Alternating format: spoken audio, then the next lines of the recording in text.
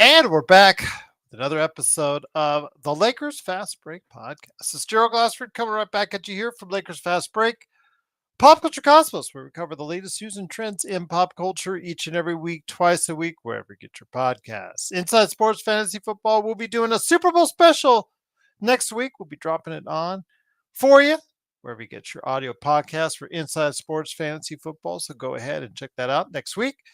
Plus also as well, of course, want to go ahead and give a shout out to everyone that helps out here at the Lakers Fast Break, including Mr. John Costa, Clutch Talk and Lakers Corner, Zachary with Lakers Live, who we are with now, Mr. Zachary Robledo. Go ahead and give him a shout out there.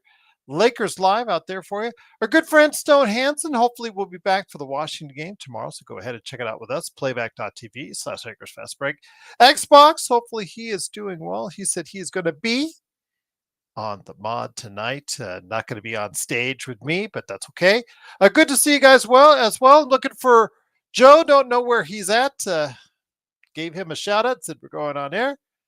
He did not reply, but I have committed to you guys out there to giving you a show as much as we can right here at the Lakers Fast Break, especially with the news that we heard today. Also, as well, of course, don't want to forget the Lakerholics crew. It's about that time where I remind the guys, hey, are you guys going to do a show on Saturday to help promote your site, Lakerholics.com?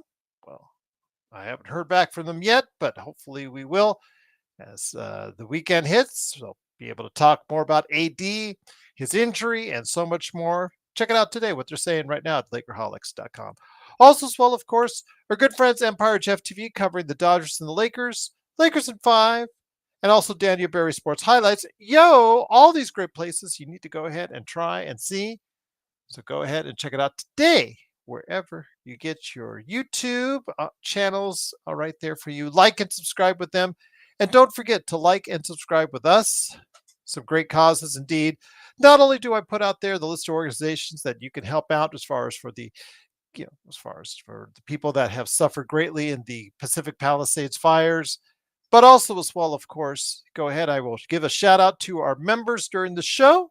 You can become a member today where you get videos first to view. There are specific shorts that I can no longer play on regular YouTube. I go ahead and I say that for the members. And then also as well, some little articles every now and then. We go ahead and take care of you. Plus emojis, badges, and more. Go ahead and check it out today by becoming a member for just $2.99 a month. Indeed, right here at the Lakers Fast Break. And then, of course, again, we're almost at 2050. I'm at 2049 on the subscriber scale. So we're moving up there. We're getting close. We're getting close to 2050. So go ahead and give us a hand. If you're not subscribed already, give us that subscribe to go ahead and help us out right here at the Lakers Fast Break podcast. Jordan, I'm not going to say you're wrong on that.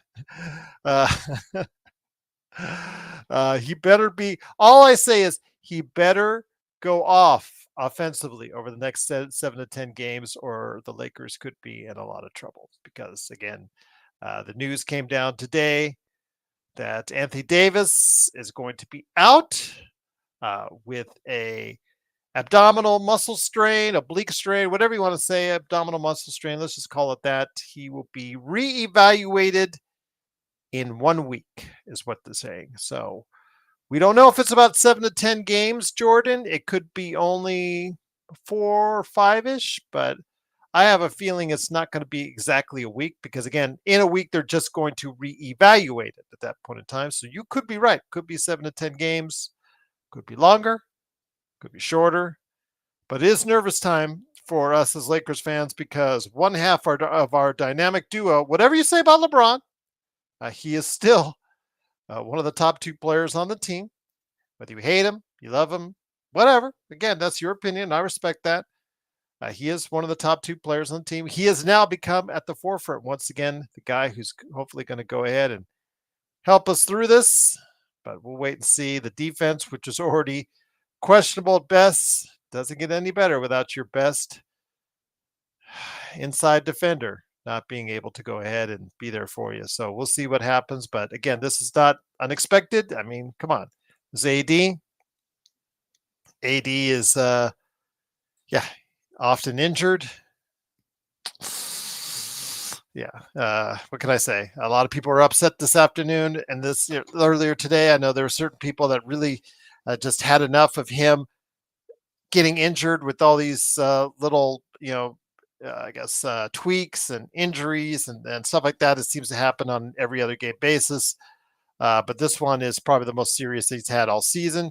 And he was relatively healthy last season. Okay. Even though he did seemingly get hurt every other game with little nicks and cuts here and there, he did manage to be there almost every game. And this is probably the biggest injury he's had in 2 seasons. So hopefully he will come back within a week. But again, that's the most positive thinking I can give you on there. So we will see what happens. Chris says, Gerald, does this mean we depend on more on Hayes and Koloko and Jameson? Yeah, whew, yeah. We have no choice unless Rob has a center in mind that he's going to go ahead and trade for. The answer is yes, Chris. The answer is yes. And seeing how we have gone over many times on Jackson Hayes' lack of defensive awareness, and then Christian Koloko. Sometimes we've already said on the playback, Christian, oh no, because sometimes when he gets out of alignment defensively himself, or the fact he's just too slender to be able to provide any strength or force back there, it's sometimes is a rough watch indeed. But yeah, absolutely. What's up, Danny? Hope all is well. I don't want to steer you towards Yahoo Sports because Yahoo Sports rated the new coach hires, and I don't want to tell you who was the last pick as far as the new coaches that were hired, who they thought was the worst hiring of the bunch. I'll let you go ahead and read that, but I have a feeling you would know who I'm talking about. So I'll just leave it at that. But tough so. Says one of your subscribers going to be real happy as Lakers reporter says Olenek is on, Olenek is on the radar. Yes, that is, of course, Nick. He is a Kelly Olynyk fan. Again, 33-year-old player, still shooting 48% from three, but he's only playing 16 minutes a game for Toronto, not giving them what he used to give as a younger player. So this has shades of the Mike Muscala deal for Ivica Zubats, who riddle me this, everyone out there. Riddle me this. And what's up, sports baby? Great to have you here, my friend. Riddle me this.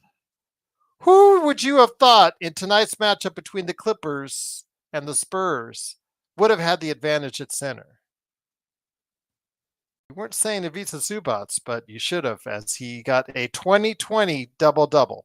That's right, 22 points, 21 rebounds, as he outclassed Wembanyama tonight as the Clippers beat San Antonio. And you know that hurts me as someone who really did not like the trade then and likes it even less now. So we'll just go ahead and say what it is. But please go ahead, and if you can, like and subscribe. Truly appreciate you joining us. Again, I'm hoping Joe is awake and alive to go ahead and come here. I try to reach out to him, so hopefully he can join us. If not, Xbox, I know you're busy out there with work, but if you have a little while, you want to stop on by, you're more than welcome to. But anyone who wants to jump on the show, you could just hit me up, LakersFastBreak@yahoo.com. You're more than welcome to. Doobie says, I watched that game. Wemby basketball IQ is very questionable. Yeah, it's still a young player, Doobie. And of course, the talent, the athleticism, and the fact he's 7'5". Can't argue with that as far as him developing into a really good player at some point in time. In fact, he is already. When does he take that next step to superstar status? I think it's sooner rather than later. But like you said, Jordan, Zubats is about as steady as any center in the entire league. And God bless him, Jordan. He got his paycheck. He got his extension. And he could have just said, I'm done.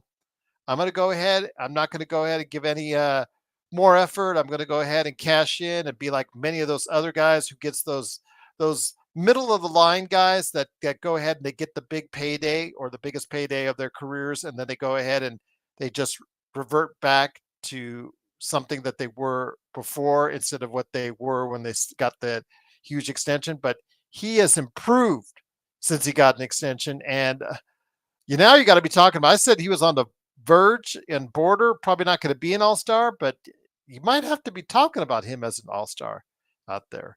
Sports Baby, the official word is he'll be reevaluated in 1 week. So at that time, could be fine, ready to go. But also, he could be something where it could linger on a little bit more. So we will have to wait and see. But at least a week out for the Lakers, and that's obviously going to be very troubling with what's up ahead. Danny says, without AD, we can't do anything whatsoever. We will not do well. We will not do the same things all over again. Not doing Danny, you said that, not I, my friend. But yeah, I can't say the Lakers are going to be a better team. That's for sure. But we will go ahead and see what happens. Yep, like you said, Jordan, he's a true professional and knows exactly what his role is. And from the get-go with Zubats, it was just the fact he wanted to be drafted and play right away, which deterred some of these teams that wanted to draft and stash him way back when he was in the draft. Yeah, just to show you, he has a different mentality, and he always seems to play above everyone's expectations. And he has meshed well with Harden. Whatever you say about Harden in the playoffs, I'll agree with you 100%. Whatever you say about that. But nobody can fault the fact that, Harden has, as soon as he's gone in there, as soon as he's gone to the Clippers, that he has an improved Zubats' game with the pick and roll that is really tailored to Zubats' strengths. So, Sports Baby says, where's Joe? Your guess is good as mine. I put out there on 2 different feelers that we're going to do the show tonight at 10, but Mr. Soro might be catching some zeros here. Maybe not, but we'll have to wait and see. Again, I reached out to him, and hopefully he will join us. But if not, I'm here. I said again, I've committed to being here for over 300 or 300 plus days a year with you guys, and you got to be here on the off days as well as the on days. So Chris says, clearly Redick had a bad coaching game as well against Philly. What's our overall assessment of him, though, and what does he need to do with help put him in the team in a good position? You know what, Chris? That's an excellent question. I'm going to post that right up there. Absolutely. I probably, of the staff of the guys that's been on the panelists, I might have been the hardest so far this season on him.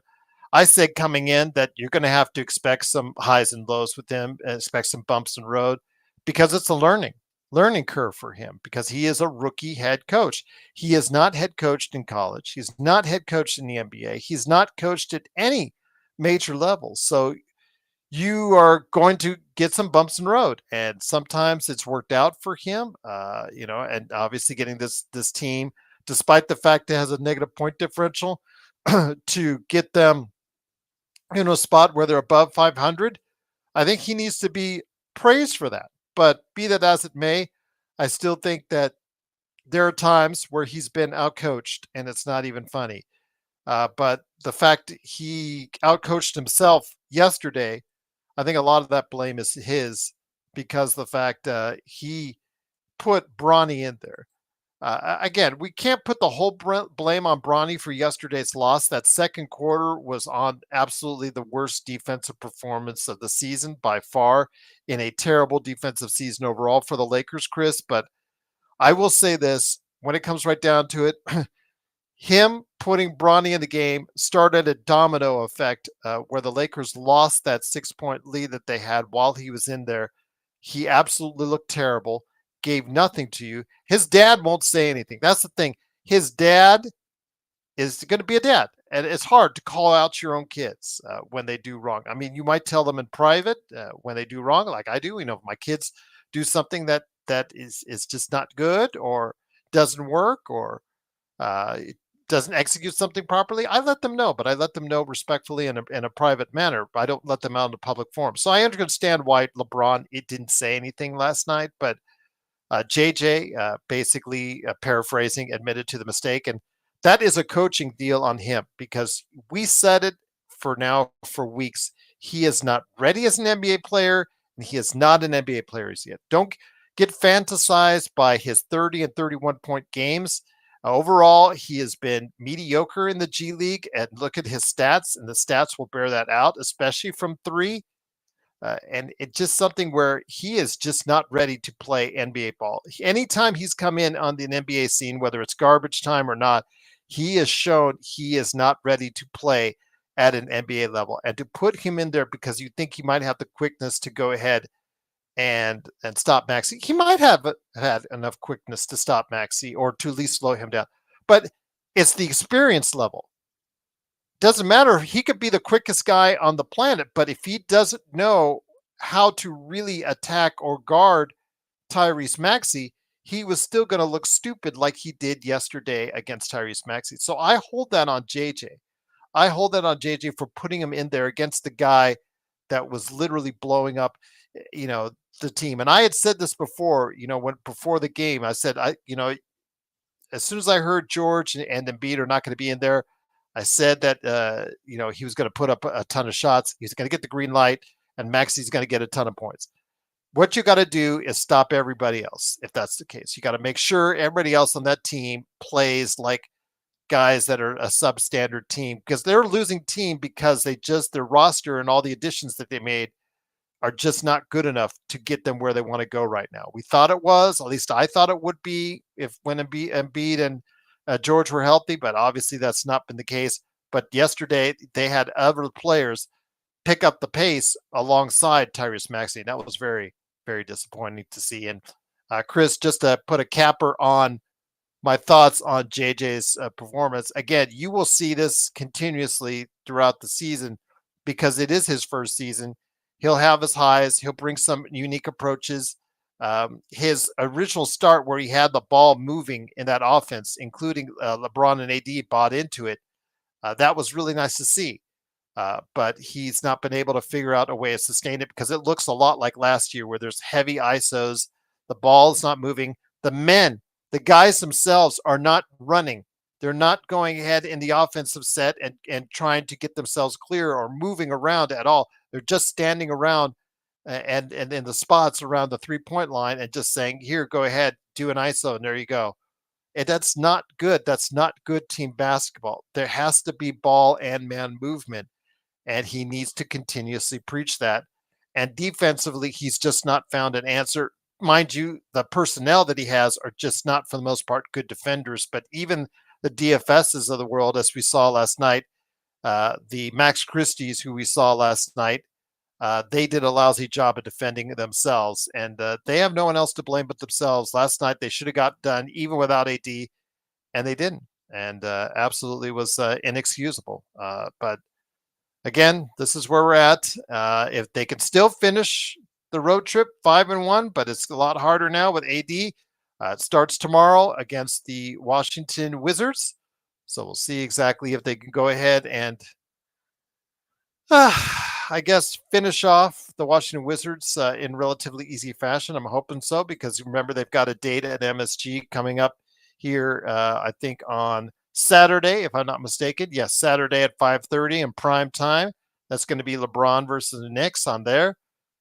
So that's the thing that they have to worry about is LeBron on 5, because I say it before on playback.tv. It's often when it gets situations like these and AD's out of the game, it's LeBron on 5. Austin Reeves, as was talked about earlier on the show, Austin Reeves definitely has to go ahead and step it up. Defensively, it's going to be bad, guys. It's going to be bad. But the thing is, can the Lakers outscore their opponents upcoming? If they can go to a 125, 130 level as far as the point output, yeah, definitely would like to see that. If that's the case. Connect, Chris says, can we speak on the good play of Connect as well? He's a rookie, but Chris, I'm a big favor of Connect as well. Offensively, defensively, he might be the worst defender in the league. He might be one of the worst defenders I've seen in the league this year. Let's not BS each other on that. It is bad. It is bad, and it is bad. But he has got his stroke back, so he will make the other team pay. That's the thing. If you're going to give up baskets like he does and not play with force like he does, he plays very soft. Example number one was when he had the ball. He got the ball on a defensive rebound, and the guy just came up on the Philadelphia. I forgot who it was. Just came up and I'm going to take this from you. Thank you. And he did not give any resistance at all. And it made me so angry that he played with such softness as the other guy scored a basket. It was just very embarrassing. I would be embarrassed. I've never had that happen. In all the years I played pickup ball, I had never had that happen. When I grabbed the ball, I grabbed it tight. And if you try to come and get it from me, I'm going to squeeze it and I'm going to go ahead and try and rip your arms off if you're going to try and get it from me.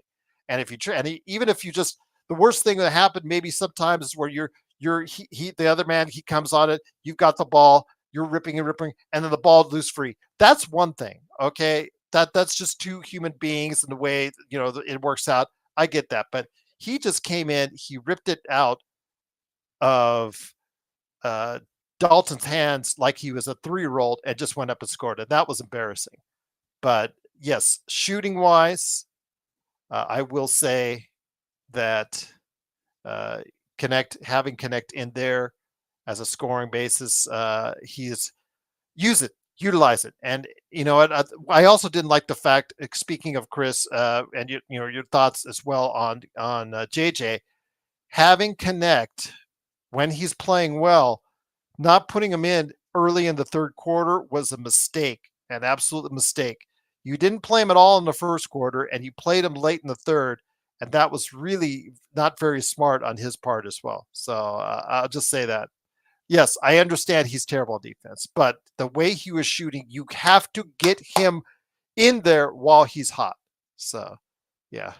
Danny, I'm just listening, not saying anything. I'm learning under Uncle Gerald. He is the best and the best professor ever. Uh, no, I'm not the best, Danny. I just, again, I've watched a lot of games over the course of well, I'm 55, but let's just say I wasn't watching or remembering as a 5-year-old. So let's just say 77, right around 76, 77, when the Lakers were on KHJ. That's how far I go back as far as my early memories of the basketball, sport, and my years playing basketball as well. But I am no means by a professor on it. I just feel I know somewhat the game, and I try to correlate it to you guys. But I have my own opinions, as you guys do there. As long as you say it yours to me in a respectful fashion, I will do the same for you as well. And again, I appreciate your guys' time and staying with me. It is Gerald Glasser. Thanks so much again for watching this thing. But Ali says, "What's up, Ali, my friend? All I've been seeing today is the backlash JJ Redick has been getting on stating Bronny played bad. It's deserved, Ali. Again, Ali, I'm not trying to be mean, but this is real life. That whole game started to swing when Bronny came in there. It's not an accident, Ali, when you look at the tape and the Lakers were leading by 6 and looked like they were going to close out this quarter with a lead. And all of a sudden, whoop, that lead is gone. AD's no longer in there. And guess what? After that, it just went all downhill from there with the worst defensive performance. It's not all Bronny's fault. Again, Ali, I prefaced that earlier.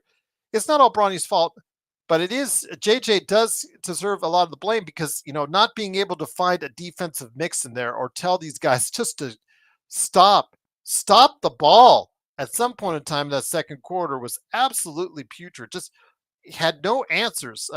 Maxey, get the ball out of his hands. We were talking on playback. Trap Maxey. I don't care if Yabusele or Kelly Oubre or Council. Yes, they were all scoring. That's great, but try to get the ball into their hands and get them out of Maxey's hands. And they were not doing anything. They were the path of least resistance last night in that second quarter, and it was awful. And it set the tone for the rest of the game. Doobie says, "Nah, I'm rolling. He did nothing in that quarter. He started messing up in the second, but again, he should have played that man on a team." Doobie, I love you, my friend. You're a good man, and I know you still have a great fondness for Bronny. I know you still have hope that Bronny can become a player, and I hope your prognostication on him will come true rather than mine or Joe's. When we say he's not an NBA player or blah, blah, blah, blah, blah, blah, what we usually say, and you come back to us, you still see promise in the kid, what have you. We want his promise to hold true. We've got him for 3 years plus an option year. So we have to hope that it works out, and Joe and I will be proven wrong on that. That's all I'm saying. And Stone. Well, Stone actually kind of liked him, but he's kind of like on the fence. But Sean and everybody else who doesn't like Bronny again. Um, does Ham play Bronny last night? You know what, Ruff? I don't think I think he would have gone to Shake Milton, but you got to remember the night before, Ruff.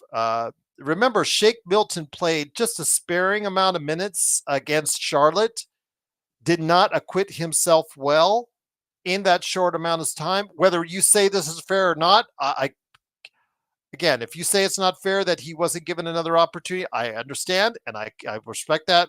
I think Shake Milton, as the bona fide NBA veteran, should have gotten the call instead of Bronny, and he didn't. And again, you see what it is.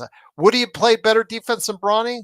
Probably not, because he's also a noted non-defender as well, but he would have been able to give you something on offensive end.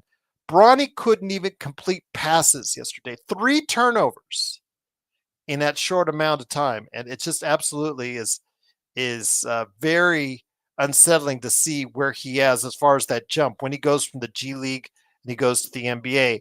That jump he has right there. So yeah, it's very concerning. It is not the only reason, Ali, that they lost. Again, that defense that the team played in that quarter, that second quarter, was the reason why they lost, because it was absolutely abysmal. When you give up almost 50 points in a quarter, that is absolutely a game breaker right there. Adam says, but defensively should have been Shake. Again, Adam, Shake Milton is a terrible defender. Why do you think he's like on the back end of rosters for every team he plays for? Is the fact that he's a terrible defender. But that being said, Adam, I would have put him in ahead of Bronny. Absolutely 100% would have put him ahead of Bronny. Couldn't agree with you more on that. But he didn't get the look, and we saw what happened. It's again, it all went downhill from there. Doobie says, get off the plane and guard Maxi Bronny. I believe in you. JJ set us for failure. Yeah, it just was a terrible performance, Doobie. And I'm not going to defend JJ at all. Again, as a rookie head coach, we are going to see the bumps in the road.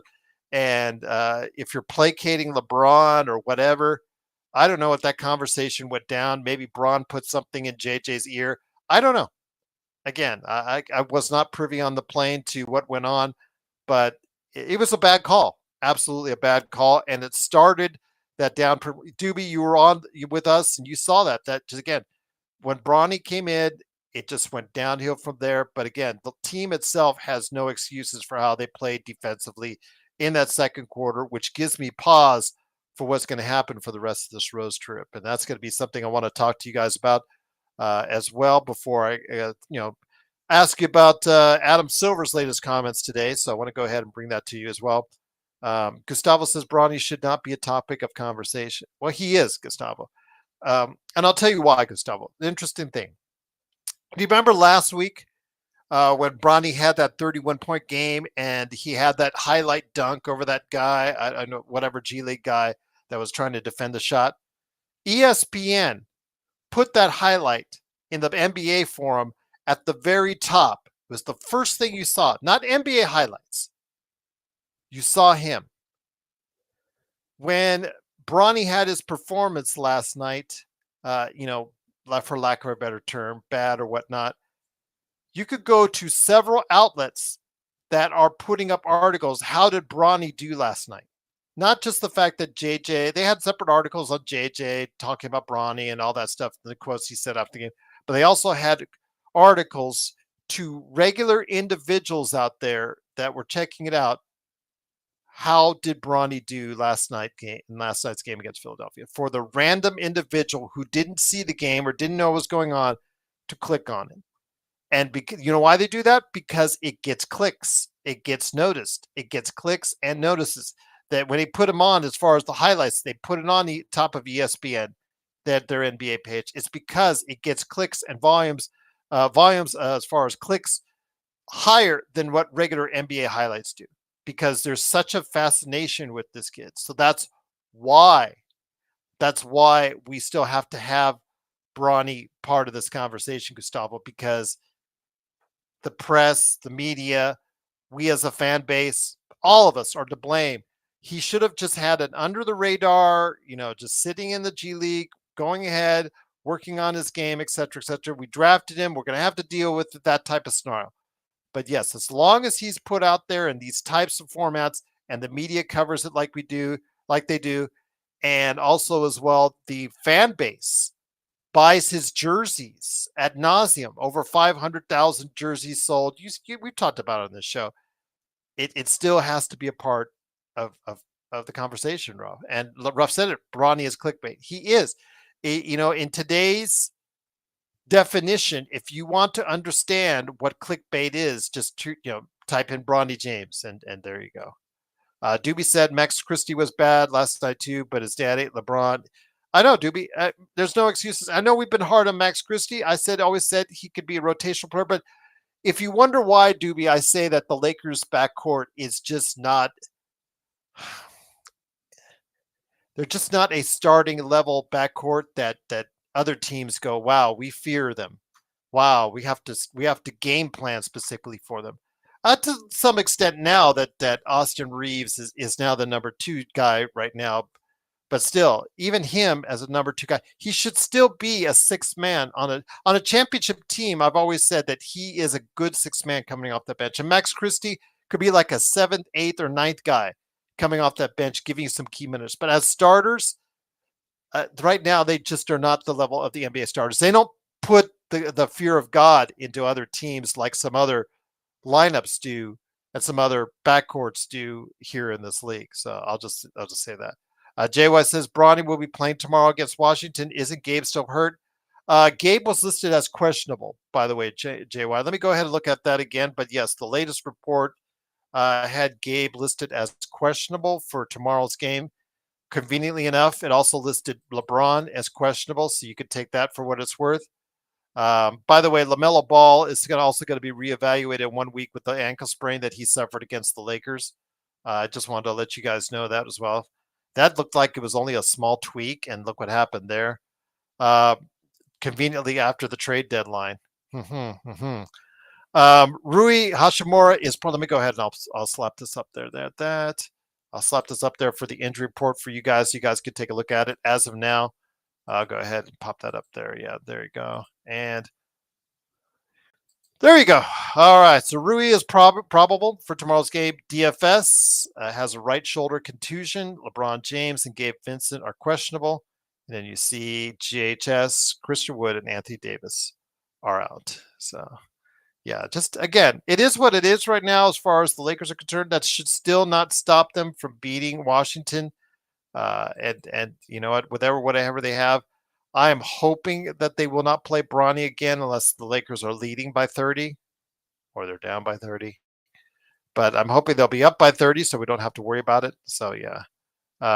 Jordan says, I wouldn't expect AD back until after the All-Star break, unfortunately. I'm not going to put that out of the realm of possibility, Jordan. I'm definitely not going to put that out of the realm of possibility. Ali says, any news about Jimmy Butler or Bradley Beal almost trade deadline? Yes, Ali, it is. But remember, with Bradley Beal, all these speculations, he has to approve wherever he's going. He could just say, I want to stay in Phoenix. Remember, he has a no-trade clause. And in having a no-trade clause, I could just say, I don't want to go anywhere. I don't want to go anywhere. I like the weather in Phoenix. I like the golf. I like my home. Good housing around here. Good schools for my kids. I don't need to go anywhere. Oh, well, I'm here for another 2 years. How do you like that? He could go to Phoenix and to their management and say, you know what, you got to deal with me. Oh, well. So it's all on him. So anything in regards to Bradley Beal, you're going to have to go ahead and say with a caveat or an asterisk. It's based off of Bradley Beal, unless we hear one of these insiders like Shams Charania or Chris, as far as Chris. Let me go ahead. Who are the in guys now? Because it's just it's Shams Charania. I usually see not Jovan. He's just a Lakers guy. Let's see who else. Chris Haynes. Chris Haynes is probably the new. I'm going to say he's getting close to that Woj area as far as getting those reports quickly enough to him. He's taken over the Woj spot. So, yeah, one of those guys reports on it. that Bradley Beal is interested to move. Nothing happens there, but I have a feeling Miami's trying hard to get rid of and move Butler, but for what and for how? Exactly. What are you going to do? You're going to take bad contracts in return. So we're going to have to go ahead and say, I don't know. We'll leave it at that. But how long is Luca outdoor? I know BTS. Happy New Year as well. Happy Chinese New Year to everyone out there if you are celebrating it. Hopefully all is well with you on that, and wishing you a blessed and happy New Year, Chinese New Year for you if you are celebrating that. Go ahead and saw all the displays and all over the place, and it's really cool to see. So yeah, definitely a happy Chinese New Year to you out there if you go ahead and follow it. I'm looking up there at the latest update on him. I want to go the times on India. Let's go. Yeah, Sports Talk and MSN. The latest is still nursing the injury, but is looking more and more like he is on the mend. But he is still out, listed as out as of this point in time. So maybe it's another week to 10 days. Maybe like AD, maybe after the All-Star break. We'll see. But yeah, he is still nursing it as of this point in time. Sports Baby. Jordan says, I believe in impact trade. When I see it, I don't have much faith in Palenka or the entire front office. Well, Jordan, again, the DFS trade. I know you guys like DFS. I'm not trying to put too much heart in it, but when I said that, I just think that, how should I say this? You're getting a guy that's averaging 10 points a game. Plays pretty good defense, but not great defense. That was not worth getting rid of D'Lo's contract. D'Lo's contract at $18.5 million was worth more to me as far as expiring. So you could put that in and add that in to get a bigger trade to go after a bigger fish. Because all those guys that are in the $30 million, $40 million range now that are speculated on being traded, guys talk to anywhere from like Grant, DeAndre Ayton, Zach LaVine, even Butler to an extent. Those guys are unreachable now because we just don't have that extra $18.5 million to go ahead and use in a trade. Well, technically you could still do that, but you'd have to get there with Hashimura. You'd have to get Reeves in there, and you'd have to build, like 3 or 4 of your rotation players and get them out there just to go ahead and make that kind of a trade. I'm trying Gustavo because Gustavo just like went hoarse all of a sudden, but I've got some water right here. I'll drink that in a sec. Cheers just to you guys out there. BTS says, if you look like Chinese food, Vegas has very authentic Asian food. Yeah, absolutely. We've got a great Chinatown area. It's on Spring Mountain. I was there actually yesterday in the afternoon. So yes, BTS, we do have a very authentic area in Chinatown. It is highly recommended if you come out here to Vegas to go ahead and experience it. It's about I want to say about a 2-mile stretch on Spring Mountain, but there are literally probably about 150 different shops, restaurants, bakeries that have some type of Asian or Chinese flavor or origin. Japanese is also represented very well there as well. Thai is also very well. You can always find those are a lot of good places right there in Chinatown. So you want to go ahead and check it out when you're here. Or if you have an Uber, you catch an Uber, tell them you want to take you to Chinatown. There's a ton of places to go and eat that are, some of them, a lot of them actually are open 24 hours. So you're going to go check that out. Do I know to where you get good Chinese food? Yes.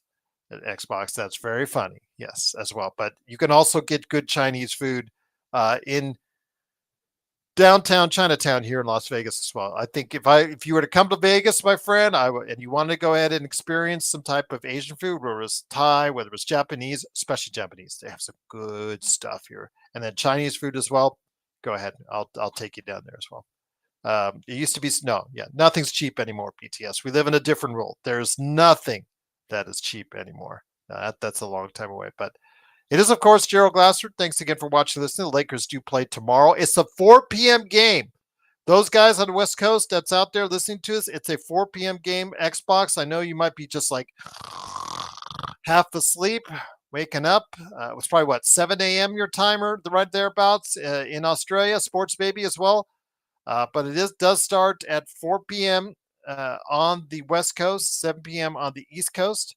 I know that Alan, Doobie, some of the other guys love it because it's an early game for them. So yeah, they'll love that. So absolutely. But yeah, it's a 4 p.m. game. I'll have it up there, playback.tv/Lakers Fast Break. Looking forward to go ahead and put it in there for you. Gustavo, yes, I will take a breath for you as well. But yeah, just trying to keep you guys entertained as best I can before I close out. The one thing I want to go ahead and do before the last, let's say 20 minutes, the thing I want to ask you, Gustavo, and everyone out there, did you hear Adam Silver's, it's good? Okay. It's at 4 p.m.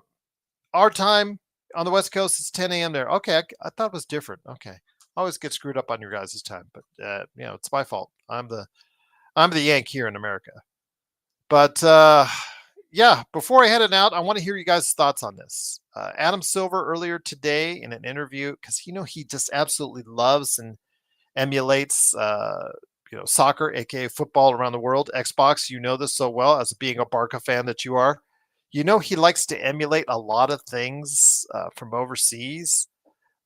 He talked about today how he was thinking about trying to push for a memorandum to change the clock to I guess a 10-minute quarter as opposed to I guess what it is now, a 12-minute quarter. I know the 10-minute quarter for is more like college basketball. The thing was he wanted to go ahead and end games at 2-hour intervals. And I'm saying right now, if you take away those reviews, right now it's about 2 hours, 15 minutes. The average game is 2 hours and 16 minutes. That's right where it has been for the past few years. I think that's actually pretty good to me. I mean, I don't have an issue with the games being too long.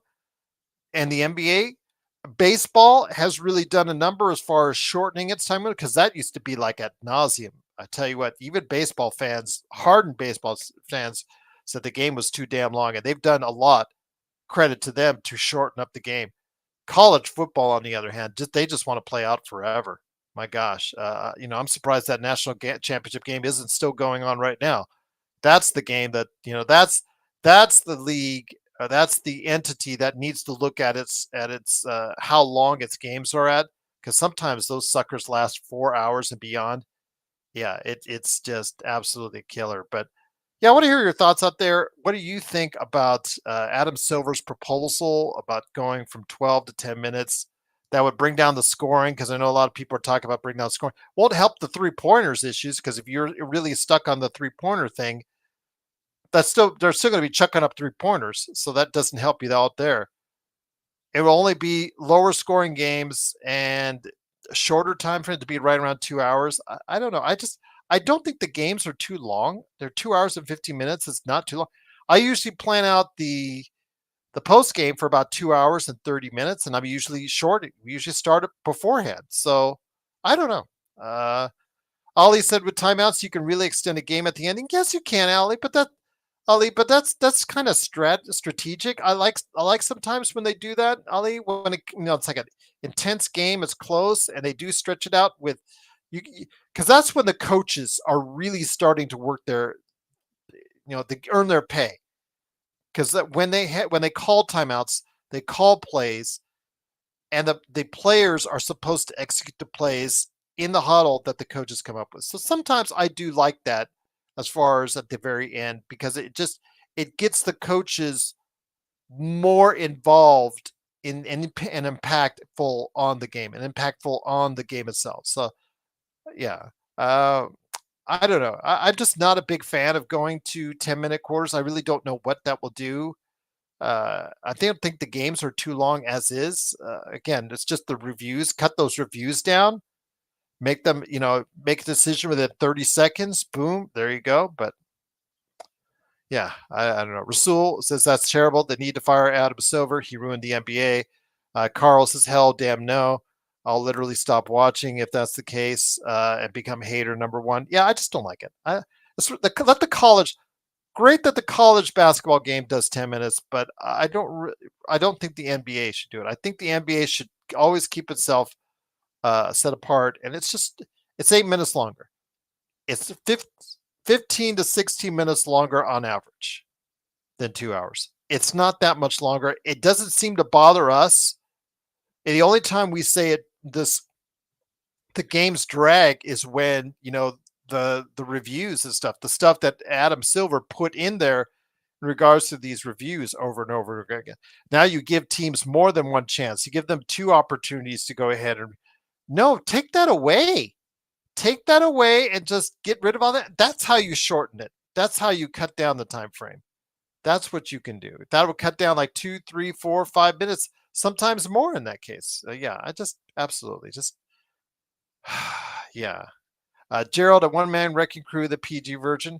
I don't need to go that route, Darren, to express my views. I don't need to go the route to Joe does. I'll let Joe do that. Let the other guys do that if they want to. Let John. I remember John used to be he used to be so mild mannered, polite, and all that when he first came on the show. But the Joe Sorrell influence slowly took over,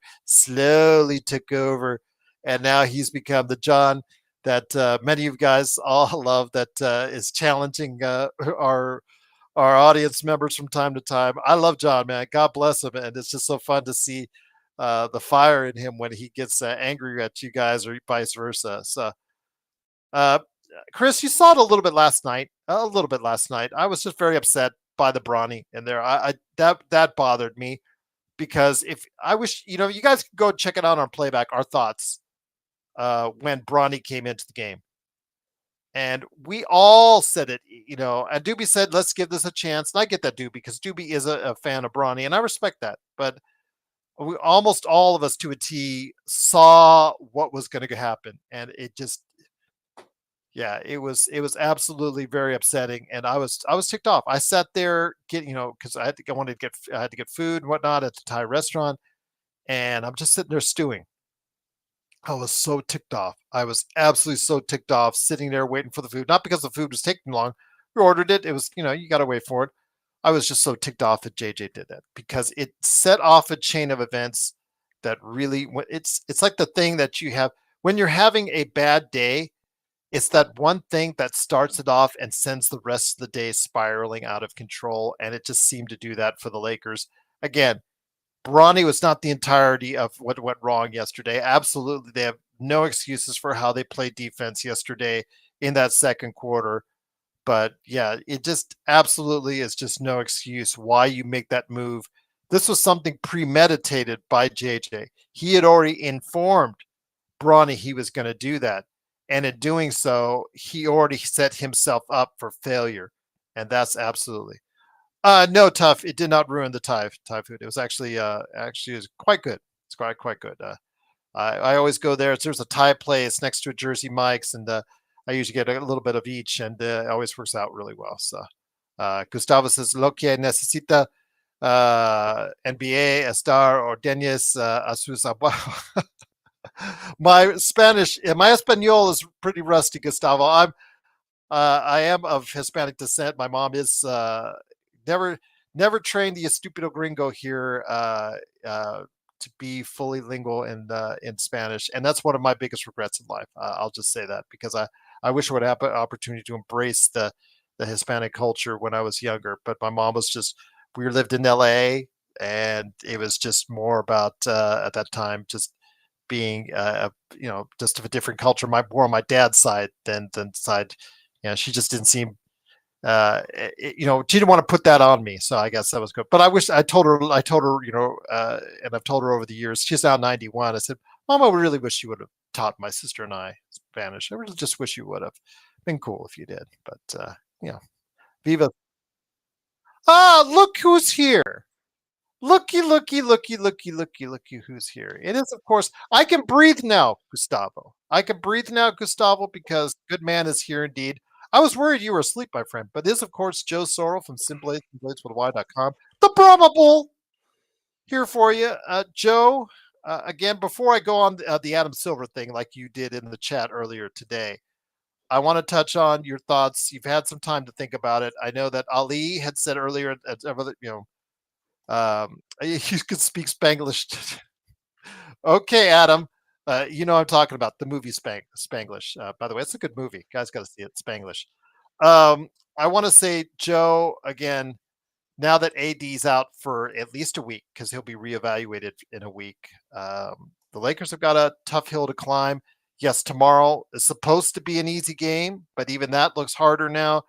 This defense that was already questionable to begin with is not even gotten any better because with AD out, it's going to make it a lot worse. The Lakers are going to have to outscore teams, simply put. They're not going to be able to defend at any level. Fortunately, they've got teams like New York. They've got teams like Washington that like to run up the score themselves. This will give the opportunity for the Lakers to go ahead and put the ball in the basket because defending will be hard to do over the next few games, Joe. Yeah, we're gonna find out if this was this might be the beginning of the. I don't want to say the end yet, but kind of the what we were worried about in terms of health and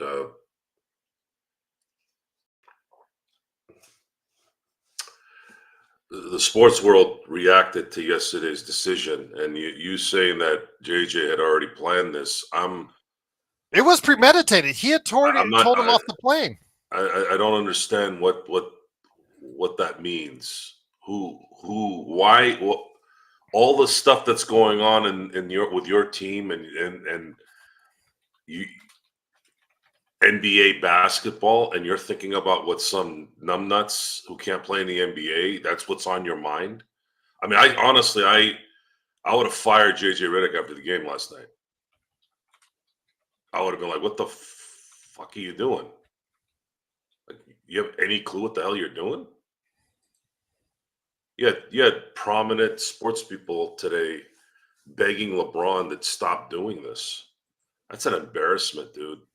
That's an embarrassment to this whole thing, not just the Lakers, just in the product of the NBA. And then Adam Silver coming out with a 20-minute half. What the hell is going on over there? You have like 7 different things that prolong an NBA game. Numbnut refs, stupid ass reviews, soft ass freaking play that lead to, hey, let's see if this is a flagrant foul. Assholes. If something's a flagrant foul, it shouldn't take 18 minutes to decide if it's a fucking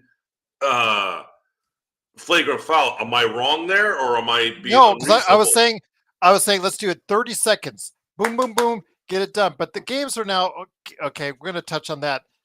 2 hours and 15 minutes. I don't see the need to cut the games down from 12-minute quarters to 10 because he wants to conveniently package it in a 2-hour scenario. I don't say the games outside when they do those reviews are too long at all. 2 hours and 15 minutes is fine. Baseball, I equated to baseball. When baseball made that concerted effort to shorten the games, it made it a much more desirable and watch product. It is now in line with NBA and other leagues who finish their games between 2 and 2.5 hours. I think that's a fair amount of time. I don't think the NBA needs to worry about that. He's got to stop looking to Europe to go ahead and find out and figure out all of the answers for his problems. Has anyone been able to figure out what's wrong with Adam Silver the last few years? Why he continues to cater to players? He does one thing that makes sense, which is, hey, if you're not going to play, you're not going to qualify for the All NBA teams. That was a good start because now you're toast. You don't play games, you're not going to be able to get a chance to get that super max that you want, right? And or have a chance of not getting it. Now, the Major League Baseball, this is what happens when there's a close call at first. There's a close call at first. You start hearing the snickering in the crowd, or if you're not at home, you start maybe seeing one of your players going, review it. Well, there's a guy that they designate to call right away. A lot of times you don't even know who that guy is, and that's all he does. He calls, he does one of these, and he goes, uh-huh. And that's it. It takes probably 5 to 10 seconds. And then once in a while, they're like, let's see. And then even that doesn't take long. That takes maybe 2 to 3 minutes, tops. Secaucus, New Jersey, where they have all the decisions made right there, Joe, they've already got it queued up before they even approach the scores table. As they're walking over, they have already got it at the league offices already queued up, and they probably already looked at it and had an answer already. I don't know what's going on, Gerald. I really don't know. I don't know what's going on with Adam Silver and the NBA and these. It's been a disaster since 2020. His whole organizing and collective bargaining agreement. I don't know what the hell happened. He was awesome for the forever. The moment he got in, he was awesome, and then 2020 hit, and everything went downhill. Everything went downhill. At this point, we can't continue to blame outside events to how bad he's running this thing. I was saying for the longest time he might have been the best commissioner I'd seen since Pete Rozelle. Of course, everybody's going to say Roger Goodell because he's made the NFL a lot more money than anybody ever. But that guy's a piece of shit and a hypocrite, two-faced asshole. And the players allowed themselves to be controlled by that guy, and that's on them. But Adam Silver had a balance. He was doing great things. He had the support of his players, and he was bringing some innovative stuff to the NBA. And then all of a sudden, everything went to shit after 2020. And he's been running a horrible ship here. So I'm actually mad at myself for I honestly 2 days ago I was talking about how AD and LeBron were kind of doing their thing, and the second my brain goes to comfortable mode with these guys, the NBA in general, LeBron and all this, it's like a snap. It's almost like the basketball gods go, nope, we're going to bring out exactly who LeBron is again right now. It's only a 2-week block that we'll give you before LeBron comes in and screws something up. So what? LeBron didn't have a say in the fact that they flew his no-talent son to go play against someone like Tyrese Maxey. Tyrese Maxey that guy is a premium athlete who is a premium NBA player. And you're bringing in a guy that can't play. He can't play in the NBA. That's what you were thinking about on the flight from Charlotte to Philadelphia? Who can I put on Maxey? By the way, we don't have to worry about Paul George, and we don't have to worry about Joel Embiid, whom both wax your ass as bad as they are in terms of their availability. Those two own your ass the last 5 to 6 years. And your thought on the flight to Charlotte and from Charlotte to Philly is to go, I'm gonna go get Bronny James to fly in. I'm brain busted here. Where's the brain buster when you need one, Arn Anderson? One of the greatest. It was Tully. Tully hit the brain buster the first time. Yeah. Arn hits the spine buster. I'm sorry, spine buster. Yeah, my bad. I meant spine buster. Okay, and no, I'm sorry. Tully did the slingshot. Jimmy Garvin did the brain buster. That's okay. Right. So the brain bust. Yeah, correct. They were called the brain busters in WWF. Yes, they were in WWF. Yes, when they made the run. Yes, you're right. But Arn Anderson mastered the spine buster. That's what I meant to say. It's not logical to comprehend this. It's not logical. This isn't something going back to what I said yesterday. Is this something where I need to be in the NBA to understand what kind of logic was going on in your head? You had Stephen A. Smith screaming at LeBron to stop this. We were ahead of it a little. Well, we're not ahead of it because he does things in the morning. We do things at night. But you get the picture. We're not the only ones that are seeing this. A blind, deaf, mute could see this. So our reaction isn't far off from any common sense thinkers. What is it about this guy? What is going on with this team? It's horrible. It's absolutely The thing, horrible. And well, that's again that was premeditated. Okay, let's just say the Lakers were out of fouls, people were in foul trouble left and right, and they had no other choice. And he's on the end of the bench. Okay, I get it. But the fact is, Joe, this was premeditated. That coaches often do this. Guys that are on the end of the bench that don't often play, if a coach for some reason, whether it's due injury or back to back or whatever situation, they will go to a, let's say in this case, a Shake Milton or a Cam Reddish who hadn't been playing, or in this case, Bronny James, and say, you know what, be ready tonight, be prepared because you're going in early. They will tell them that in advance. And that was what was done here. He told Bronny in advance, you're going to get some early minutes, so be prepared. Take extra shots up, prepare whatever you need to do. And that to me was just, we saw it, Joe. We said it. As soon as you could listen on the playback, if you watched our playback, as soon as he came into the game, you heard audible. Again, I think I said, "Oh God, it's Bronny." I think I stated or whatever I chatted and whatever I said. It was just I saw it coming. Almost everybody in the chat saw it coming. Doobie, who is a supporter, God bless him, of Bronny, after a while he saw what that did.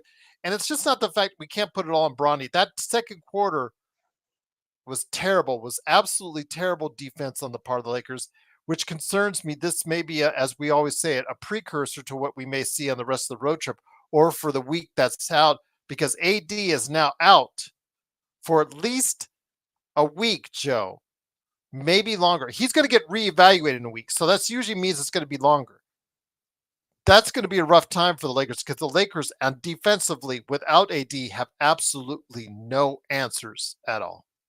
a grade 1 strain on the abdominal area is a 7 to 10 day window. If it's grade 3, it could be weeks, right? I don't think it's that, but this thing could get bad if it's bad.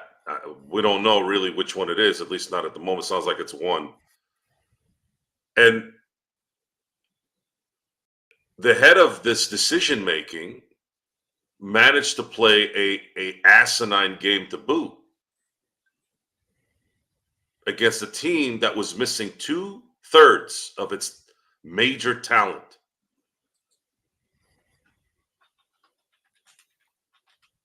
I keep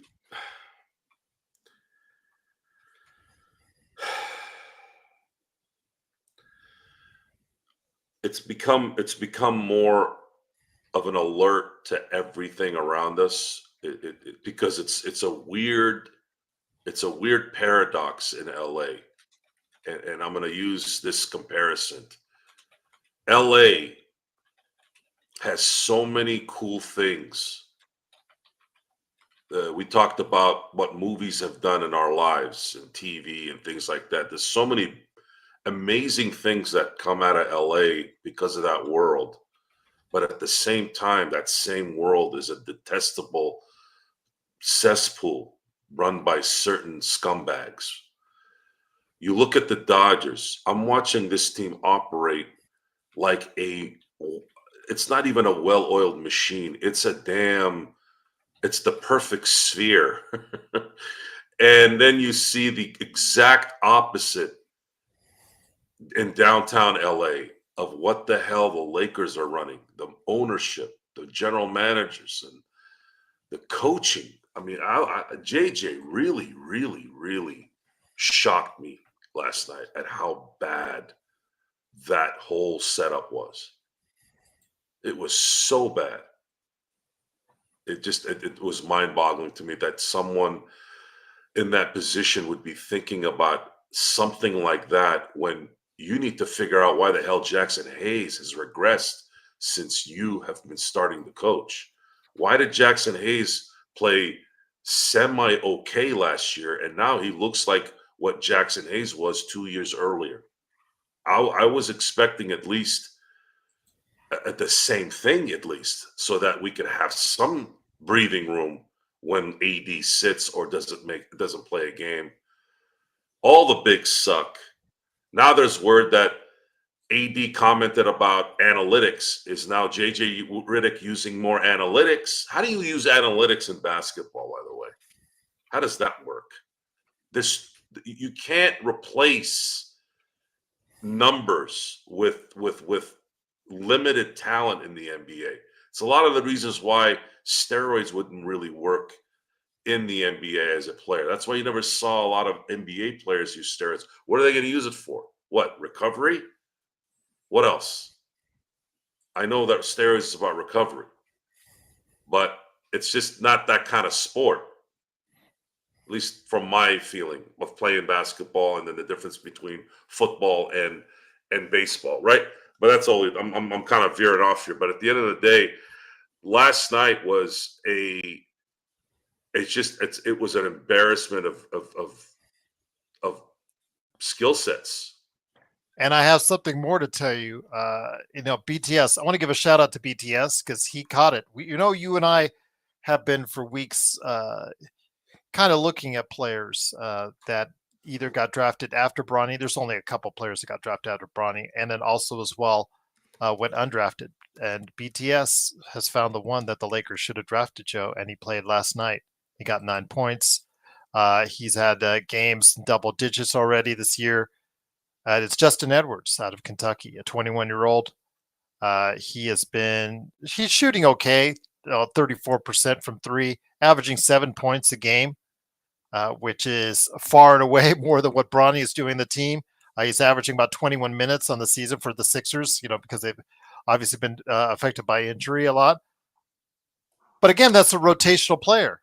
That's a rotational player for them, Joe. And he's went undrafted. That's a player who we could have gotten that could have made a larger impact than what Bronny did. So now we have a litmus test. Now we have someone to go against. I've been waiting for Ariel Hukporti from the Knicks. Hasn't gotten much playing time. Now we have someone. I remember I've said it. If we found someone who is making a bigger contribution than what Bronny did, and Bronny has the 3-year guaranteed, it makes absolutely less sense now. Rob looks even dumber. Absolutely looks even dumber for drafting Bronny. If people out there still trying to justify Bronny being drafted, they just have to go ahead and look. Justin Edwards was still on the board. He went undrafted, and look at him now. He's getting the opportunity to play, and he's making the most of it, Joe. Thank you, BTS. The insult to this, too, is the fact that this team, I'm talking about the Lakers, had a zone on this kind of acquisition. You got two solid. How long have we been watching the Lakers? I've been watching the Lakers for 34 years. 34 years is a pretty good number, folks, in understanding the culture of the team you're cheering for. How the hell do you develop two non-drafted players to the point where one of them ended up being a first-team All-NBA defender, the following year, the second-team All-NBA defender, and then you have someone like Austin Reeves, who is got a position to start for a lot of teams in the NBA, and it's justified. That's very rare, guys. It's very rare to develop non-drafted players to be that effective.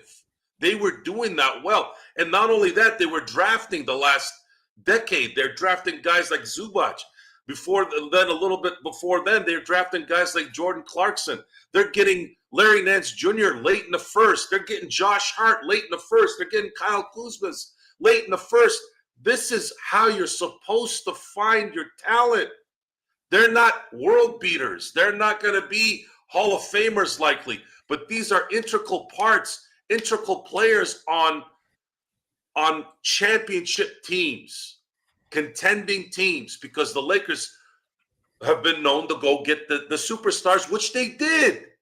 And they lost this for some reason.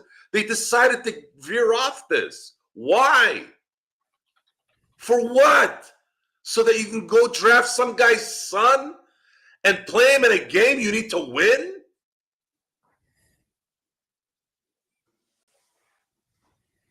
JY was mentioning the Dave Roberts thing. There's some correlation here, JY, but not really. The issues with Dave Roberts were he was not managing in the moments. I don't believe Andrew Friedman said, you need to listen to what I'm saying during those times. I would have to get evidence of that. And it got proven in this last run that wasn't it anyways. When Dave Roberts called for a bunt in the NLDS, my alarms went off.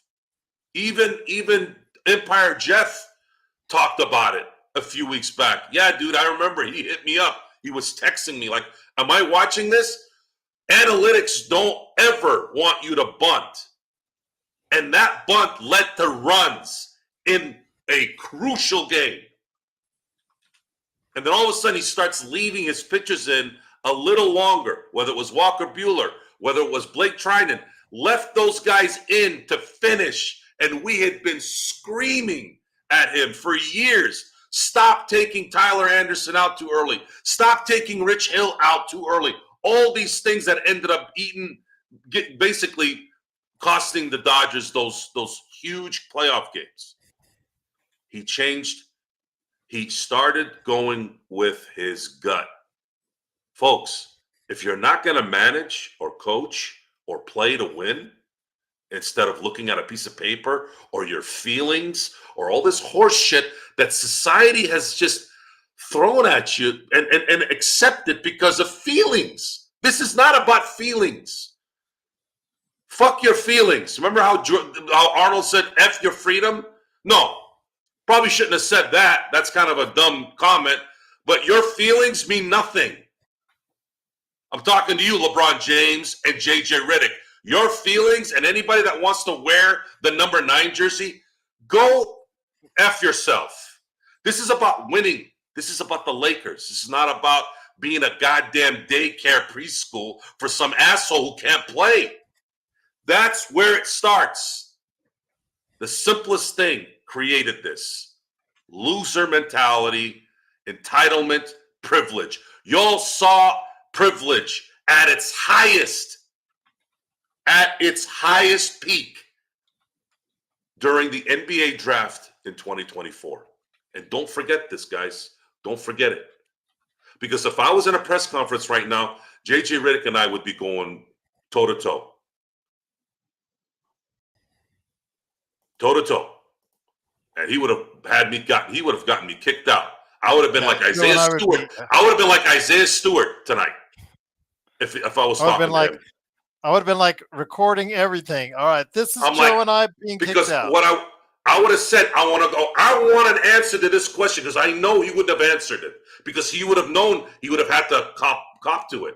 Why the hell are you thinking about Bronny James when your team is desperate to play and win in Philly where you guys have sucked ass for the last half decade? Why are you thinking from flight to Charlotte to Philly? Why are you thinking about some NBA player that your number 1 player made you draft, you and Rob? Why are you thinking about this no-talent player from that flight to Philly? I want to know why. The guy has made 1 basket. It's freaking January, February in a couple days. He's made 1 basket. 1! 1 basket since the beginning of the season. The beginning of the season started October, 19th, 18th? Since October, he's made 1 basket, and that's the asshole you're thinking about from Charlotte to Philly to play him? Why, because he had a good G League game? I had a good game 6 weeks ago. I scored like 4 baskets. You want to put me in too, coach? I didn't even run. It was a half-court game, messing around. But I got 4 baskets, and we won. Now what? The thing is, though, again, Doobie, when it comes to all this stuff, Gerald, all this stuff about Scotty Brooks, Nate McMillan. Remember, I keep telling you guys, no one listens except a few people. Y'all think I'm just sitting here yelling Scarlet and Blue is sitting there rolling his eyes, rolling her eyes, whatever the hell that person is. Guys, this is not playtime. This is not playtime. This is supposed to be the highest of the highest. I'm talking about the Lakers, baby. Highest. The NBA is high, the high point of NBA of basketball. And then you have the Lakers. That is the gold standard. That's what they've worn. Gold. But look what this team, look what the people in charge have created. Look what they've turned it into. Look what LeBron James has turned into. Look what he turned into. You want me to call this guy the best ever? Look at this. The best ever don't do stuff like this. This is trash. This is fake. Call out the fake. Call out the two faces. Call out the hypocrites. Folks, you'll feel better about it. Don't stand back. When you stand back, this is what gets created. This is the stuff that happens. Mediocrity starts when you allow stupid shit like this to happen. I shouldn't have been the only one screaming after the draft. I felt like I was the only one screaming. Everyone else was too busy jerking it because, oh my God, we're going to see this father-son jerk-off fest during the season. Folks, I'm not here. It reminds me of those people who make an announcement about something in their lives and they're like, please respect our privacy. Well, asshole, why the hell are you telling me then if you want me to respect your privacy? Why are you telling me? If you want me to respect your privacy, how about shut the fuck up and go take care of what you got to take care of? When something happens at my house, I'm not going to my neighbor, hey, please don't come to my house. We're yelling in here. And we would like to have privacy. Well, why are you telling me? I didn't hear anything.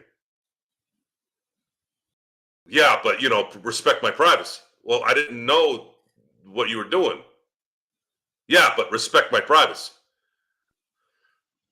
Just, it's what is it? Even my family, my friends talk about this, so I'm not just putting it out in the public. It's funny. The older you get, you know why people get cranky? I'm putting quotes on here, Gerald. You know why people get dubbed cranky as they get older? I'll tell you my thing as I've gotten older. The amount of stupid shit that accumulates in a lifetime. I'm going to be 47 in a month. That is why we get quote unquote cranky, because stupid should be gone by now. You should be smarter. You're not a child anymore. You're not children. We're not college kids. I'll give you college too. Even college was hilarious to me. I'm like, dude, you're 24 years old. What the fuck are you doing still being a jerk off? Like, wake up, like grow up. Well, I don't know, Joe. Why are you always on us, man? I'm like, well, you're an idiot. That's why. You do stupid shit. I'm going to call you an idiot. Well, who do you think you are? What do you mean you're judging me? I'm like, you're running across the hall with a goddamn cape and an underwear. You want me to respect that? You're 24 years old running around a hallway with a cape and underwear, and you want me to not judge you. Oh, okay. Great. Thank you. Now imagine as you get older, even more stupidity accumulates.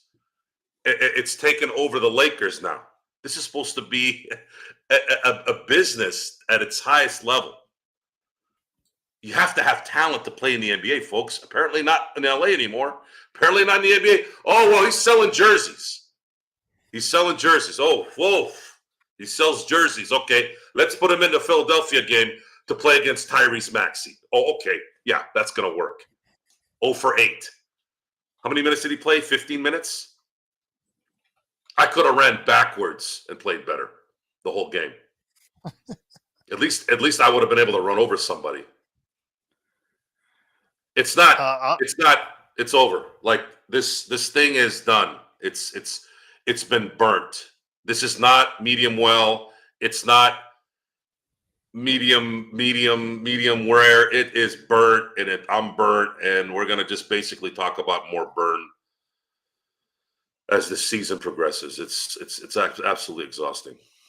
And I don't know if this kid Justin Edwards is going to stick in the league, because usually players that aren't drafted don't, but he is playing. He is getting time.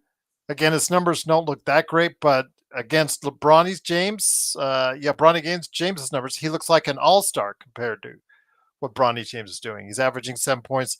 Again, 61% free throw percentage and 34% from three. It's not going to light the world on fire, but compared to what Bronny is doing, again, he looks like an all-star and someone who could have given us, if he's given Philadelphia time off the bench, and with us searching and reaching for answers off the bench, we would have given him more than a fair shot. And he's playing 20 to 30 minutes a game for Philadelphia. He could have been doing the same for us and giving us maybe productive minutes, more productive minutes than Bronny has been able to give us at any point in time, and looks to be anytime, anywhere in the near future. I know that the question now heads to DFS and Dorian Finney-Smith. Dorian Finney-Smith is who he is. I said that before he got traded here, and I'll say it again. He's just okay. He's just a 10-point guy, rotation guy, maybe a starter, maybe not. He's just a decent defender, not a great defender, not a stopper. He can't guard the fast, smaller guys, but he can fall. He can guard four and sometimes fives. He can hit the shot in the corner at a decent rate, but he's just okay. And the problem is you gave up $18.5 million in expiring salary at D'Lo to get him to just get okay. It didn't move the needle, guys. As I said then, it didn't move the needle, nor did I think it would, and it hasn't moved the needle. So do I hate DFS? No, I don't hate DFS. It's nice. He's athletic, gives you that big slam like he did the other day, but he only gives you what he gives you, and that's it. If you were expecting for more, it's not going to happen. He's just a rotational guy. And the problem is, like Joe said, that you wanted to make the trade to get rid of D'Lo more than you wanted to get DFS, and unfortunately, now we can't go after those, especially with Fox now available. Although Joe is probably right that the Lakers don't have a snowball's chance in hell of getting him, even if with D'Lo's contract had been there. But still, you cannot get a bigger fish that might move the needle because you already put yourself in a quandary because the money wise, it just doesn't work unless you give up Rui and Austin and then somebody else on top of it. And I'm just not sure, or I don't think that's really going to happen when you have to give away 3 or 4 of your rotation guys in order to just get one guy to come here on the team. So yeah, it just the DFS trade, I think I gave it a B minus or something like that. I don't remember what I gave. I think a B minus because I just thought, again, you're just getting a guy that's okay. And again, he is just okay. He's not going to be anything that you guys want him to be because he's just okay. And the problem is the Lakers, Joe, need a lot more than just okay. So Doobie thinks that we're overreacting. All right, Doobie. I'm gonna And I like Doobie a lot. I respect the hell out Yeah, of I Doobie. do. And I do. And I'm gonna really focus on this with you, Doobie.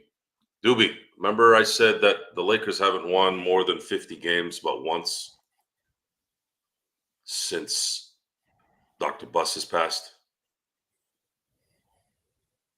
That should tell you something. Now, he wasn't even controlling the game at that point, right? I mean, let's say within the last year. But that's the transition, right? Until he died. What you think that's a coincidence, Doobie? Lakers struck gold in 2020. Imagine how bad it would have been if they didn't win in 2020. The Lakers have not been running a good gig for a while now. This isn't just the last couple of years. It's just starting to accumulate because you had numbnut Bus, both. I can't go any other way than doing this in terms of the operational part of this. I'm sure those guys are great people personally, but in terms of running a basketball team or running any kind of business, Jimmy and Johnny are useless. Jeannie, it made sense why he never really relinquished power to Jeannie when he was alive, because I believe deep down, Dr. Bus knew that Jeannie couldn't run this thing. It ended up being in her control in the end, but maybe he thought worst case scenario, at least it's still in the family. None of these people belong running this team. No one. None. and you're starting to understand what's going on and why. And I'm not talking about history, folks. I can't do that. It's not about history. You think Patrick Mahomes is thinking about his 2019 Super Bowl or the Super Bowl last year or the Super Bowl before then or the Super Bowl he lost to Brady in 2020? He's not thinking about those games. He's thinking about in the next week and a half. And you know what's going to happen after they win this game? He's going to start thinking about a four-peat. Real stars, real elite players think about what's next. And Ali, Lonzo is not cheap.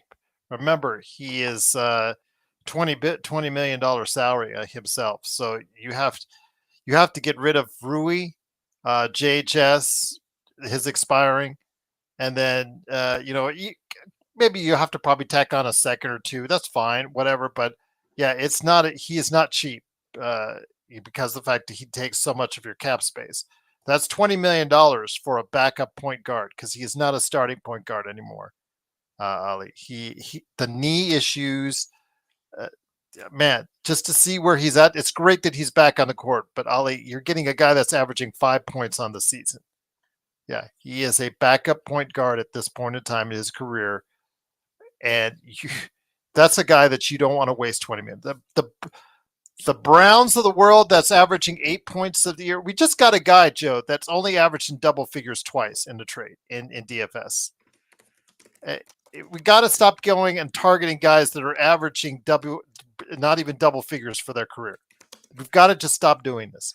That are getting $20 and $25 million paychecks like Bobby Brown and and Lonzo Ball. Guess got to stop that. You guys you're setting the bar too low for yourselves, because when they come in, guess what they're going to do? They're going to do what they've been doing before. They're going to score 5 to 8 points a game because that's what they've been doing throughout most of their careers. And you're just setting the bar way too high with these guys when you name them off. They will provide you no impetus to go ahead and be able to move the needle where you want this team to go. No, to finish what I was saying with Doobie, this team doesn't have the attention span to play and focus on winning. LeBron being one of them. LeBron is not focused on winning. Last night should have proved to you. I want you all to ask me this question. Ask me this question. I'll bring up the question and you ask me. Joe, whose call was it for LeBron's son to play last night? Yep, that would be a good question. Well, if you're thinking about these things, you're not thinking about winning, folks. You don't believe me? I got to play in the NBA to know this. I got to be an executive in the NBA or a coach in the NBA to know this. No, I don't. I could have been a guy who doesn't even watch the NBA, and I should be able to know this. You know why I know? Because you saw the results. Oh, and also you've been seeing the results. But it's denial, folks. We live in a world of constant denial in so many things in life. The imaginary, all these horse shit, pump up, attitude, positivity, bullshit that people like to put themselves in. They go into these groups, they go work out. They go work out and say, we're here to persevere and we're here to fight through what's stressful. I'm like, what's so stressful? You end up finding out these assholes own a house. They have relationships, they have children. What is your problem? What's wrong with you? What, you don't like your life? You don't like your house? Like, what do you really suffer from? People are so full of shit. And most of them are usually guys like the people we're talking about. Oh, I went through so much adversity. Oh my God, you went through so much adversity. You're making $50 million a year playing a game where you put a round ball in a basket. It's not even a basket, it's a rim. It's a metal rim with a net on it. Oh, I'm supposed to understand what adversity is. We're supposed to learn adversity. You've had your ass kissed since 12 years old. Everyone has done everything for you since you've been 12 years old. You're now 40 years old, and I'm supposed to sympathize with some of the adversity you've gone through. Do you have any idea how stupid that sounds? And most of that adversity is self-inflicted. Asshole, it's your fault you dealt with that. What the fuck does that have to do with me? Why I can't criticize you now? Because you had some adversity when you were 8 years old? We've all had adversity. We've all gotten fucked.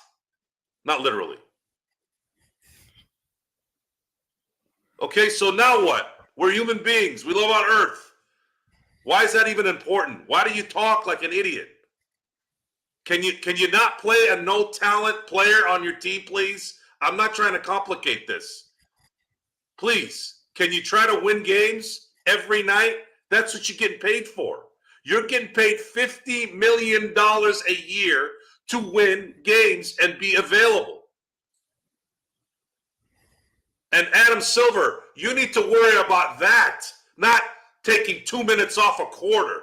What the fuck even brought this up? People are complaining it's too much time. People aren't complaining it's too much time. They're complaining because your product sucks ass. All you do is shoot threes. You take 20 minutes to decide on a flagrant foul. No one gives a shit to play. Your stars don't give a shit. You don't have any stars in this league. You have LeBron James, who's popular for I don't know what reason. Really, I don't know sometimes. Like, what exactly does LeBron do? What does he do when he does things like he did last night? Why is he even popular at that point? I don't know. I don't get it. I want to see basketball. I don't want to see someone trying to manipulate someone like they're at a Pop Warner football game, making them say, hey, you need to play my son. That shit happens in low-rent high school at best, high school environments where the boosters are paying for shit and their parents are complaining.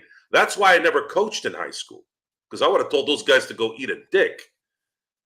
And I knew they were there because I learned early. Like, Joe, man, you're going to have to deal with this, the parents here are kind of a pain in the ass. I'm like, fuck that. I ain't going to do anything with parents. I go, they would oust me out of there so fast they wouldn't even know I was coaching. I don't listen to anyone, folks. No one that brings nonsense in the room. No one. You bring nonsense in the room, your ass is out. That's why I don't have problems in my life. Not at home, not in work. You have adversity. Yeah, I got to deal with fucking permits out of nowhere. That's normal shit. But it's not somebody coming into the room and telling me what the fuck I got to do with my business. Somebody wants to get a little piece. Yeah. Some towns are different. But once you give them that little piece, they go away. But if someone's going to try to tell me how to operate my business, that's what they don't do. They'll want your money, but they're not going to tell you how to operate your business. Once you start telling me how to operate a business and you don't know what the fuck you're talking about, your ass is going to get called out. And I don't care where you're from, or I don't care who you are. LeBron James, President of the United States, Governor of Idaho, I don't give a fuck. So why can't we have more of this mentality? Why? Let's use Jimmy Butler as an example. Look what the NBA has created in a Jimmy Butler situation. This is your fault, NBA, allowing this to happen. So much so that one of the jewels of your league, Pat Riley, a guy that's been in this league since the 60s, who has won at every level, who owned an entire era in terms of image. The guy walked out with perfect hair, perfect demeanor, perfect suits. The guy that represented the league, that enhanced the league. And this is what you've created. You've allowed a malcontent to hold his team hostage. Because why? Because you wanted to be friends with all the players. Yeah. This is the result, folks. You never let the inmates run the asylum. Never. Ever. I don't care how important the players are to a sports team. You still have to make sure you let the players know that there are obligations you need to take. If you don't fulfill those obligations, your ass is going to get taxed. That's one thing that Roger Goodell has done well in his tenure. The only problem I've had with really Roger Goodell is player safety. That's a hogwash. That's a lie. He doesn't give a shit, and neither do the owners. So yeah, it's Soapbox City tonight. I came in late. It's been a very, very crazy, busy day, and but it's been embarrassing. It's been embarrassing that that not everybody kind of understands what's going on here. Doobie, I'm sorry, man. I'm sorry you're not getting it. You're floating in that positivity planet of yours, dude. There ain't no positivity, bro. There ain't no positivity happening here. This shit is going to sink. The shit hit the iceberg long ago, and it's slowly sinking. And you're all gonna find out very soon. You're all gonna find out very soon once that thing's under the water. You're finding out now. Losing AD was a crushing blow at the worst time. This team could not. They needed to win these games because the hardest part of the schedule is coming in 3 weeks, and these guys usually don't come. These guys don't usually come up.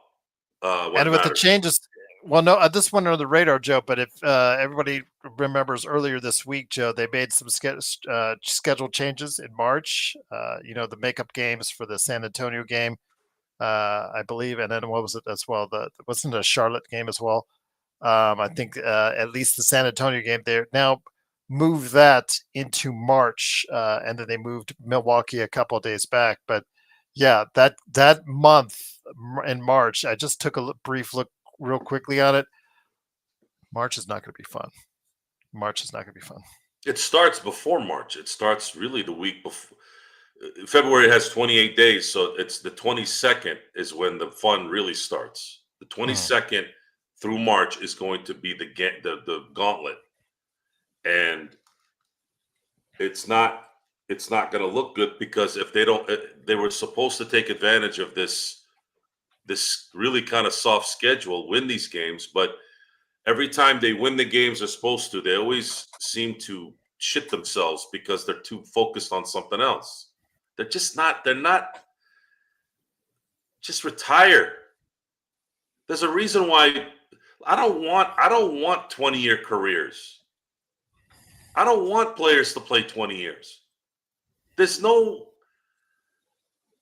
benefit. Think about that for a second, folks. What is the benefit of having somebody playing 20 years?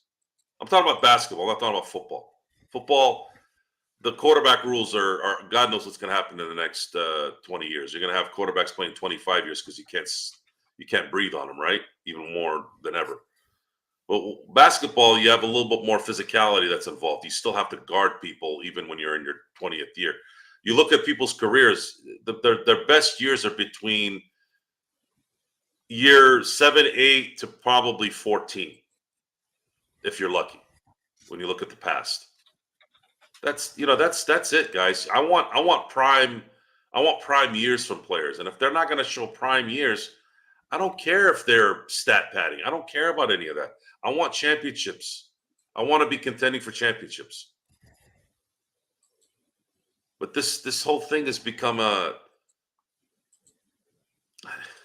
it's just everything. Anytime something good happens, it's like, oh my God, he's 40 years old. Oh my God, it's in his 20th season. Oh my God, it's this. So what? What does that have to do with team success? It's about team success. This team is not successful. LA Lakers don't play to make the playoffs, folks. Doobie, you hearing me? Lakers are not supposed to just make the playoffs. They're supposed to win it. And if they don't win it, it's got to be close at least. 32 final appearances. 32. 17 championships. You could have a starting lineup of all-time greatest of the NBA and have all Lakers on it. Somebody has a justification on that. You could literally put every position in the NBA from a Laker roster as the greatest of all time and have a good argument. For the very least 4 out of the 5. Because you got to put Jordan in there, right? Yes. So 4 out of 5. I'll give you that. And the reason why I kind of snuck in the 5 out of there is Elgin Baylor is the first guy that started everything in terms of the air up there type player. And then it was Dr. J, and then it followed with Jordan and so on. It's a lot of dialogue here with this. But we'll be here. We'll be here to self-indulge. We'll see. But Doobie did say, he prefaced it with, he loves this show. So Doobie, we love you in wins and when you go ahead and disagree with Joe, and losses. Before we head on out, JY Hand, thank you so much for the super chat. And I've got yours as well coming up, Scott. Has the LeBron and AD era been a success? No one respects the bubble championship. You know what? They're just jealous because their team didn't win it. And yes, would you do it all over again to win one championship? Yes, I would do it all over again to win one championship, because how many times do you get the opportunity to have a championship team? How many? Ask a lot of your friends, like Sports Baby.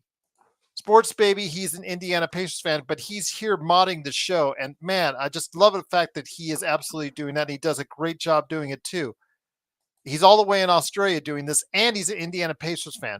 If you had asked him, hey, if you'd have made a trades here or there, not to set yourself up to win in the bubble, and that had been your only championship, would you have taken that? He would tell you yes. There are so many fans out there from other teams that would absolutely jump on the chance to have won at least a title under any circumstances. Absolutely, JY. I just, it's a success to me just because they won the one title. You may think differently, and I respect you guys for that if you think it's different. And obviously, we're paying the price now. But yeah, sometimes you have to go all in and you pay the price for it. And the Lakers did, and look what's happened. But Scott Holder, and Joe, if you want to touch on that here in a second, I just want to touch on Scott Holder's super chat. Thank you again, Scott, for going ahead. Here's what I would say. The 2020 chip itself is a successful moment, but the LBJ AD overall has been a failure. We failed to contend for 6 or 7 years. I mean, the Western Conference Finals run, I don't know whether you consider that contending, because, again, it was a surprise run. I'll just leave it at that. So there was the year after where AD got hurt, and we were right there. It looked like we were going to beat Phoenix in that series. But you're right. It has not met its expectations since then due to poor management on the part of the front office and how they evaluate talent. But again, I would take that trade 100 times out of 100 times. And so if it got me that one title, Joe, and again, that's my opinion on that. But I can't blame Scott. And thank you again for the super chat for feeling the way he does, and JY as well. I've been asked that question a few times. We've mentioned it. No, there hasn't been a good run. There's no regret. You did win a championship, but it hasn't been a good run. And this is going to surprise many of you. I also think the Kobe Shaq run wasn't good either. A lot got left on the table on that one. Oh, I agree. 100% agree on that one. And a lot of it was because of the inability for one of those guys to be dedicated game in and game out to the game, and the other one getting upset. And the one that got upset had major communication and attitude issues. Kobe was not innocent in that deal. Kobe had massive connecting issues. That's the part in life where you need to, and I don't like being lied to. I don't like being lied to when I know the truth. And don't tell me that Kobe would have been a Laker if Shaq decided to stay in 2004. Kobe would have been a Clipper that summer had Shaq stayed in LA. Dr. Buss traded Shaq because he knew he was going to lose Kobe. Matter of fact, he almost lost Kobe until Jerry West saved the Lakers' ass again. If I was Dr. Buss, I would have given the team to Jerry West. You remember the movie Gladiator, Gerald? I do. Remember what Marcus Aurelius did? Remember what he did in the end? In the Mhm. end, I'm sorry, folks, if I'm spoiling this for you. Close your Oh my ears gosh, or it's mute it. 24 years. Yes, I'm just exactly. saying, there's a scene where Marcus Aurelius, he was a real emperor, but of course, this is a fiction movie. He knew his son couldn't handle taking over his spot once he passed, so he's going to give it to his number one general. Well, the number one general for the Lakers was Jerry West. It was Jerry West. Deny it or not, Jeannie, Jimmy, whatever. Dr. Bush should have given that team to Jerry West, not his extra chromosome family members. But anyways, the end game here is, what is it about in the end? It's about winning. And AD in his prime. You had AD, Anthony Davis, in his prime, and you only get one title? Kind of a bummer there. And LeBron was supposed to be the quintessential distributor, which he is. Problem is, LeBron sabotages too much for his own good. This is not just a Laker issue, folks. He did it in Cleveland the second time. He did it in Miami the first time. And he did it in Cleveland the first time. He's loyal only to himself. And he doesn't give a shit about anybody else. And the thing that pisses me off about him is he acts like he's doing it for others. I hate people that do shit like that. If you're going to be that way, go all the way in with it. Just be that guy. Don't sit there and tell me, oh, I'm about the team play. And no, you're not. You're about yourself. You're about you, yourself, and him while you're looking in the mirror. And this always rears its head. It always rears its head. And in the end, the results become what they become. Enjoy the season. We'll try to enjoy it as best I can. Last night was the kind of like the culmination of everything that we've been having an issue with since the draft. Yesterday was exactly what I feared after the draft, all in one night. It happened 3/4 of the season, or a little over half the season in. I told you, motherfuckers. I told you this was going to happen. Without it being detailed, but I knew this kind of shit was going to happen. You don't want to listen. You don't fucking listen. No one fucking listens. No one wants to listen. Because you want to imagine something good. It's not about imagining. It's about details. And we get called Debbie Downers and all that stuff, the negative, blah, blah, blah, blah, blah, in the comments. But when we tell you how it is and it happens like it is, it's not because we just are gleeful when the Lakers are not, getting to that expectations that you have and meeting the expectations that we had. It's just you want us to be honest with you guys, and we're honest with you guys, and we tell you exactly how we see what the Lakers are doing, their roster, how it's made up, and we give you our opinions on how they are. And it just, if you want roses thrown at you, if you want the stuff as far as Mr. Positivity all the time, even when it's not a positive situation, this channel can't do it for you. We honestly tell you how we feel about the Lakers. And if you guys want something else, there are other options. And you guys, if you're here for the most part on a day-by-day basis, obviously seem that we want us to be honest with you. So I appreciate that. But yeah, we still get comments like yesterday. Like I had to answer one calling us Debbie Downers, and just like we're just telling you the truth. The truth hurts, and sometimes it is. Would we like to be wrong? We're the first ones to tell you we want to be wrong and the Lakers be winning a championship. We definitely want, like when Robert's here and he gives us those questions and he tries to get us to commit to finding some positivity because he is the eternal optimist when it comes to the Lakers. You know, he wants this team. He believes right now that the Lakers will find some pathway miraculously to a championship this year. And that's great. More power to him. I'm hoping he's right, and I'm hoping we're wrong. But unfortunately, we have seen so much basketball between Joe and I in our lives that we think and say and see otherwise. And it's just that simple.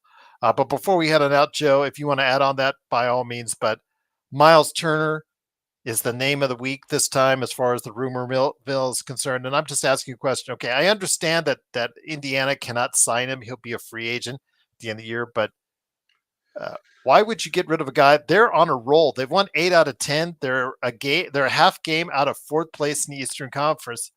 Why in the world would you trade your starting center right now? They're not. That's the answer I was looking. I don't know where these, other than the agents pulling out their guns and getting the info out there in the news. This hard on for that guy in Indiana, and how many times we have to remind you people, even our own people here on the station, Pritchard hates the Lakers. Do you not listen? He does not like the Lakers. Do you not remember him filing a complaint for tampering against the dipshit GM that we have, or Did you whatever his see how title happy? is? Did you see how happy he was when he jumped all over his team when Nemhard hit that last second 3-pointer against the Lakers last season? Yes, I do remember that. I'm just saying, okay, why would you get rid of your center when you're on a team on the upswing? I understand you cannot sign him as a free agent. Well, he'll be a free agent, but he can sign with anyone. It's dopamine. It's the dopamine rush of, oh my God, can we get Miles Turner? He's the perfect guy next to AD. Okay, that's nice. That's nice. You know who would be? You know who also would be great guys? Bam Adebayo would be next to AD, and we also actually saw that this last summer. That yeah, I know. You're not getting him ever, unless he's like 15th season and he's done. Maybe. I don't know where this comes from. Indiana is a 5th seed. They're half a game behind Milwaukee. They are a half a game away from hosting a first round playoff series. Why the hell would they trade him?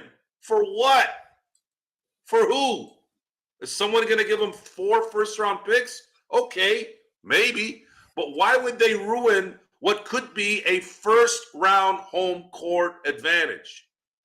What are they doing? They're trying to win too, right? What, 90% of the NBA is not trying to win? That's bullshit. That's not true. Indiana's trying to win. And just because he's a free agent, Joe, doesn't mean the Indiana Pacers can't sign him. Look, it just means he's going to be a free agent. The only reason why we're not a bigger channel is because we don't have the resources to market like those other chumps. They have a machine behind them. We don't have shit. They're all clickbaits. We don't clickbait. We're not nice. They're nice. People like nice. The majority of the nice people. You want nice? That's why those guys have a lot of people and they have a machine behind them marketing shit.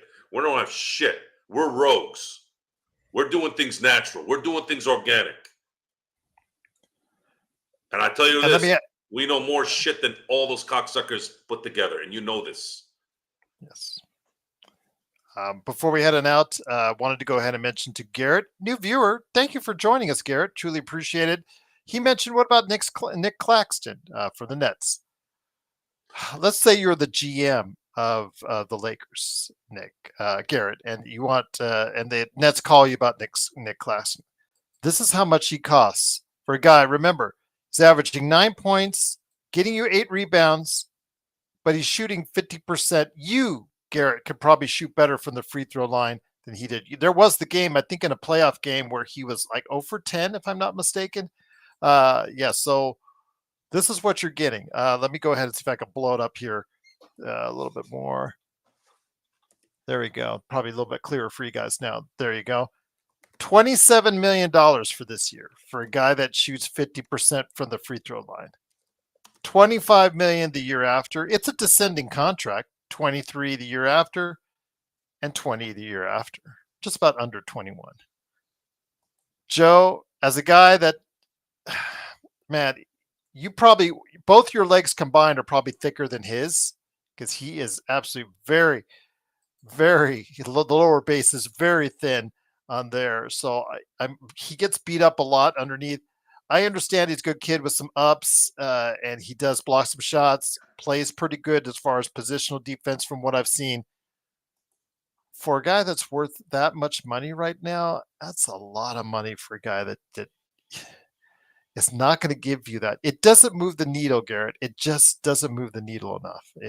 I mean, it's a nice center, but for at $29 million right now, it's a lot of cash. Or 27, that's a lot of cash. Well, our esteemed colleague Stone Hansen discussed this a few nights back. One of his picks was Claxton, and while it would have been a nice setup with him and AD, it's not. I think that would have been a discussion during the DFS trade anyway. So I don't think there's. You know how much his contract comes out to, Joe? A flat $100 million.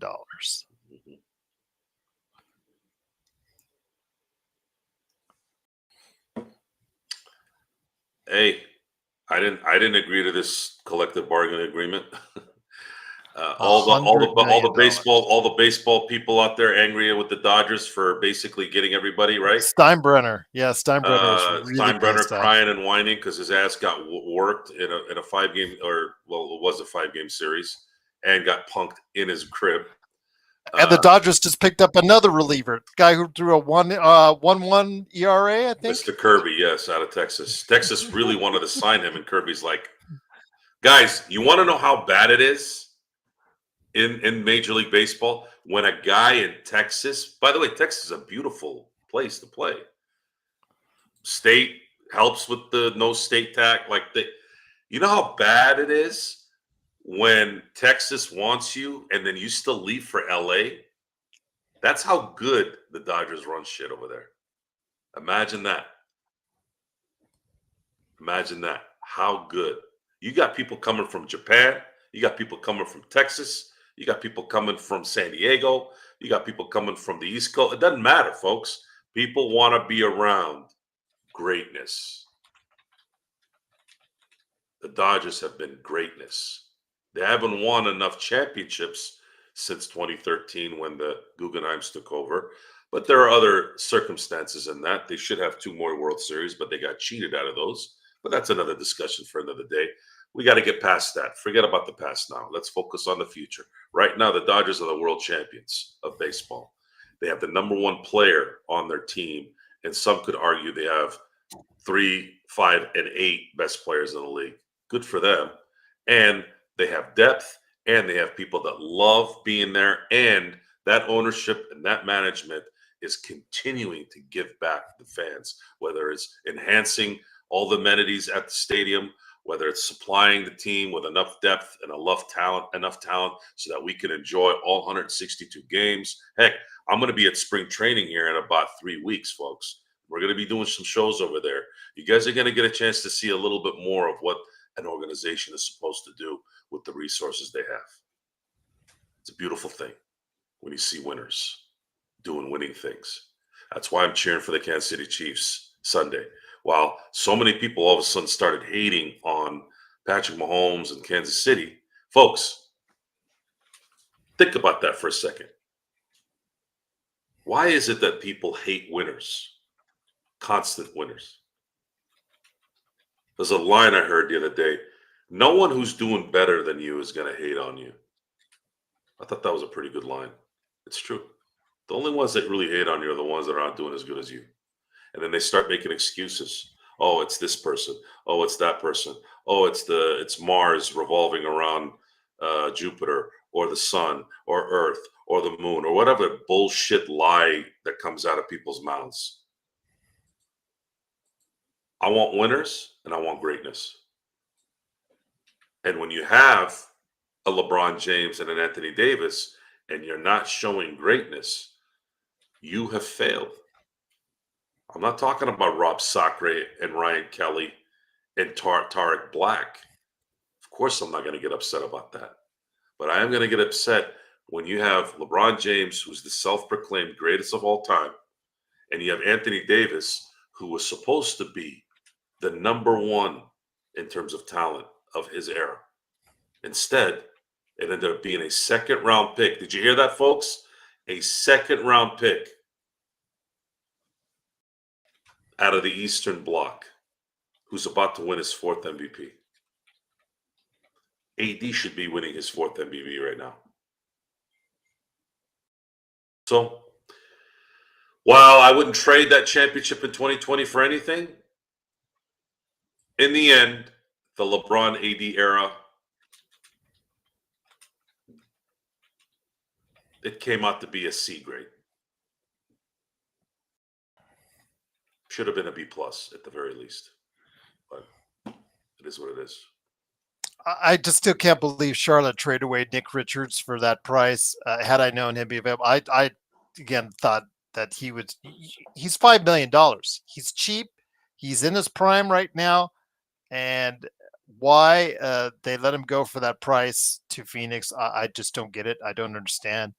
Had I known that he would have been available, I would have made that call and tried to beat that offer. Not a first, but some seconds that would have matched it or beaten it.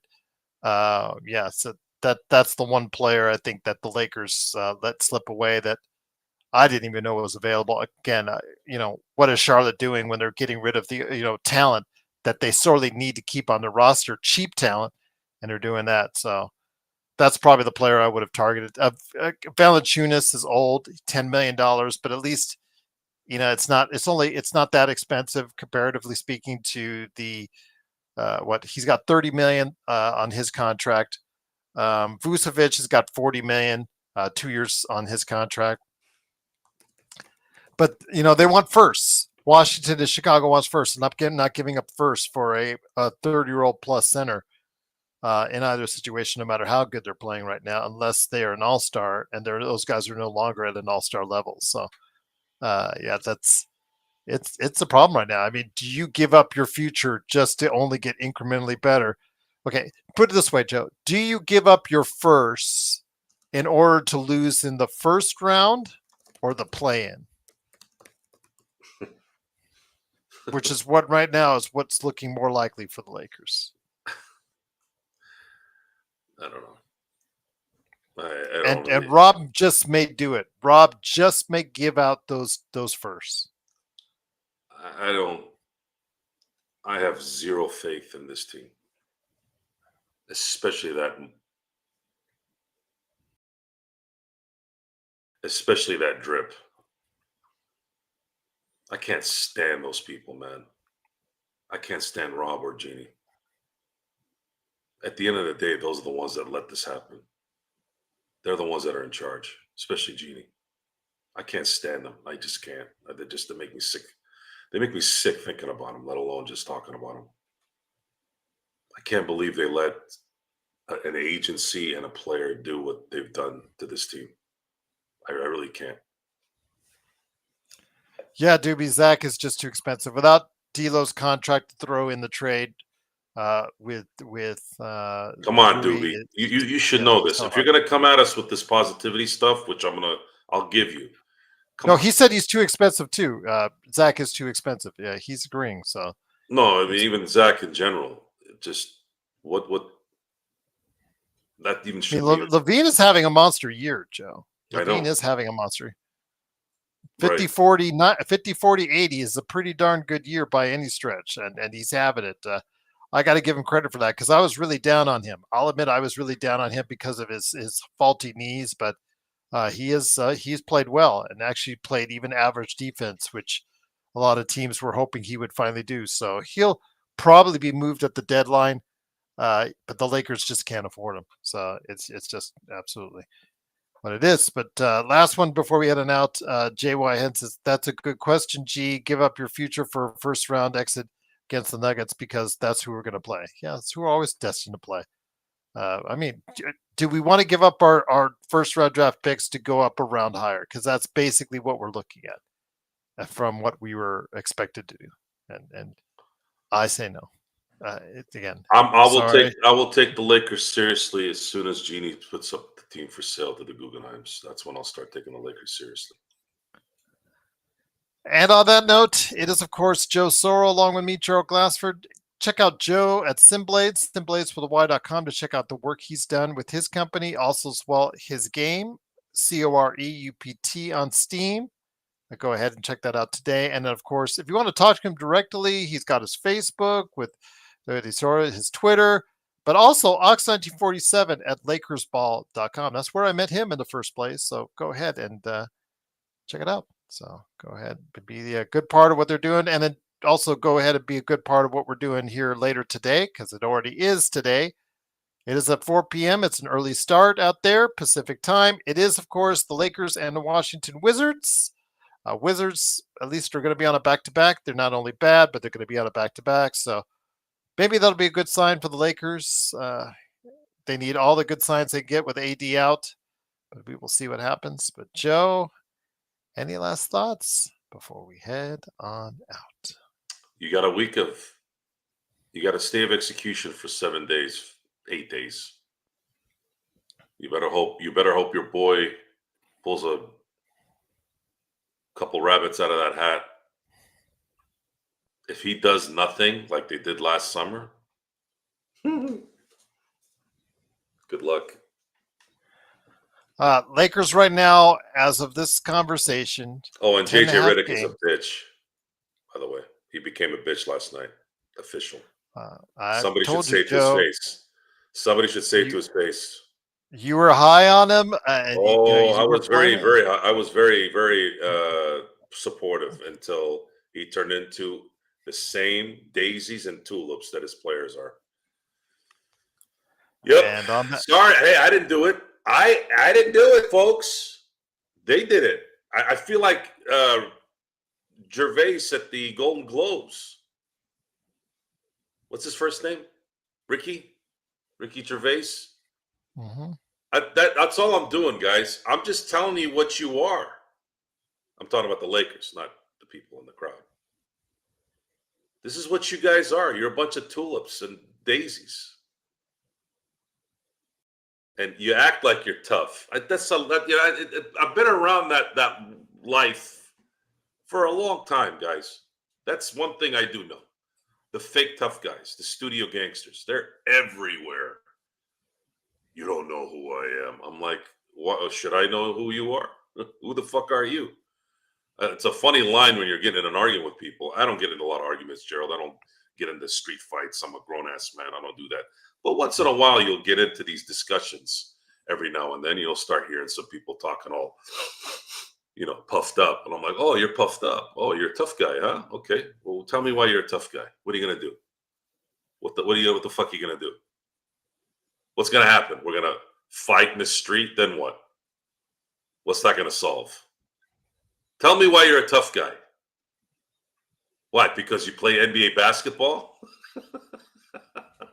Because you got money? The only reason why people put you on that thing is because they want something from you. Is that real? Or when a famous person, when I remember when I was growing up, oh man, that guy gets all the chicks. I'm like, oh, he gets all the chicks. Well, why do you think he gets all the chicks? Well, because I'm like, yeah, anybody can. Mini-Me had chicks. Literally, Mini-Me. Good looking ones too. The guy was the size of my calf. So what? Now what? What am I supposed to be impressed? The current regime is the Titanic sinking right now. It sucks. and I hate to say it, but my God, now you can't blame Darvin Ham anymore, right? What happened? Even Darvin Ham, I think, wouldn't have done this. What do you think, Gerald? Do you think Darvin Ham would have been thinking about Bronny James on a flight from Charlotte to Philly? About No, Bronny James? yeah, he would have had his hands in his pockets. No way. I don't think he would have, at least at this early point of the season. No, I don't think he would have. Yeah, no, thank you. But Sometimes it's just it's something clicks. Last night, that clicked. That was it. I can't do it anymore. I can't keep saying, okay, I'm gonna, things have been going well for a couple weeks. The second I do that, every time I do that, boom, it pops up. LeBron does something stupid. LeBron is involved with something that he shouldn't be involved with, and now I'm resenting him.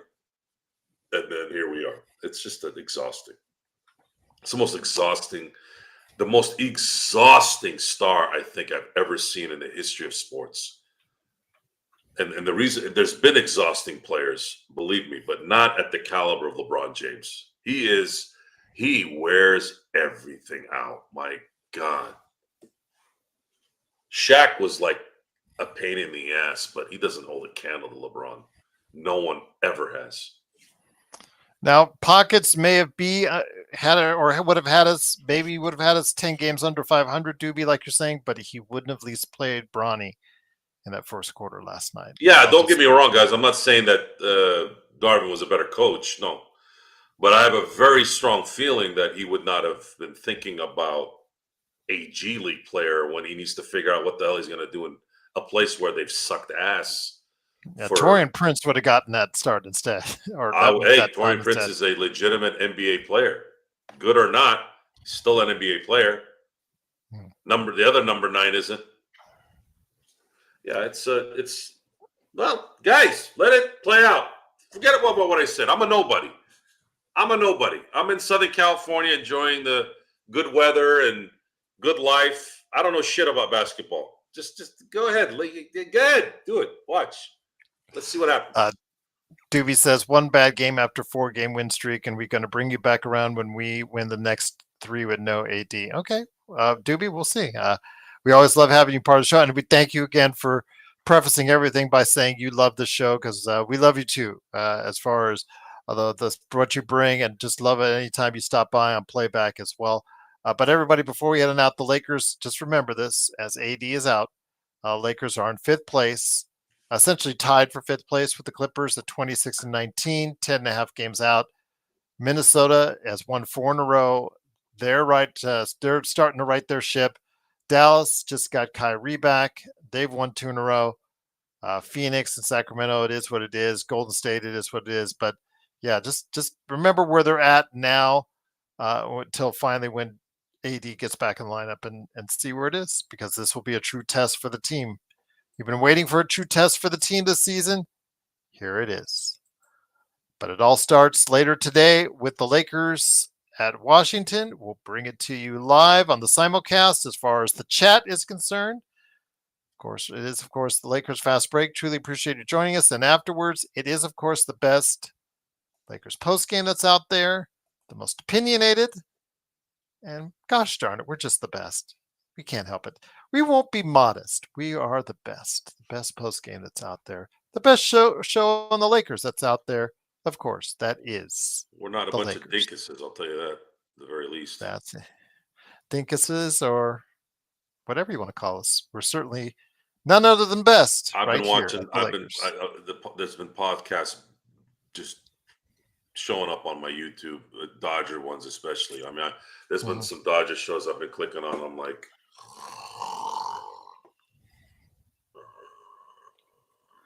I'll leave you on that note, guys. What's going on here, folks? Everybody does the same show. Where's the juice? Chris, that is incorrect. We were predicting. I have actually the written proof. Actually, you're right. Joe was not predicting the Lakers at 8th or 9th place. Where were you predicting him, Joe? 11th. Stone picked them 11th. I picked them 9th. So, Chris, I was predicting it.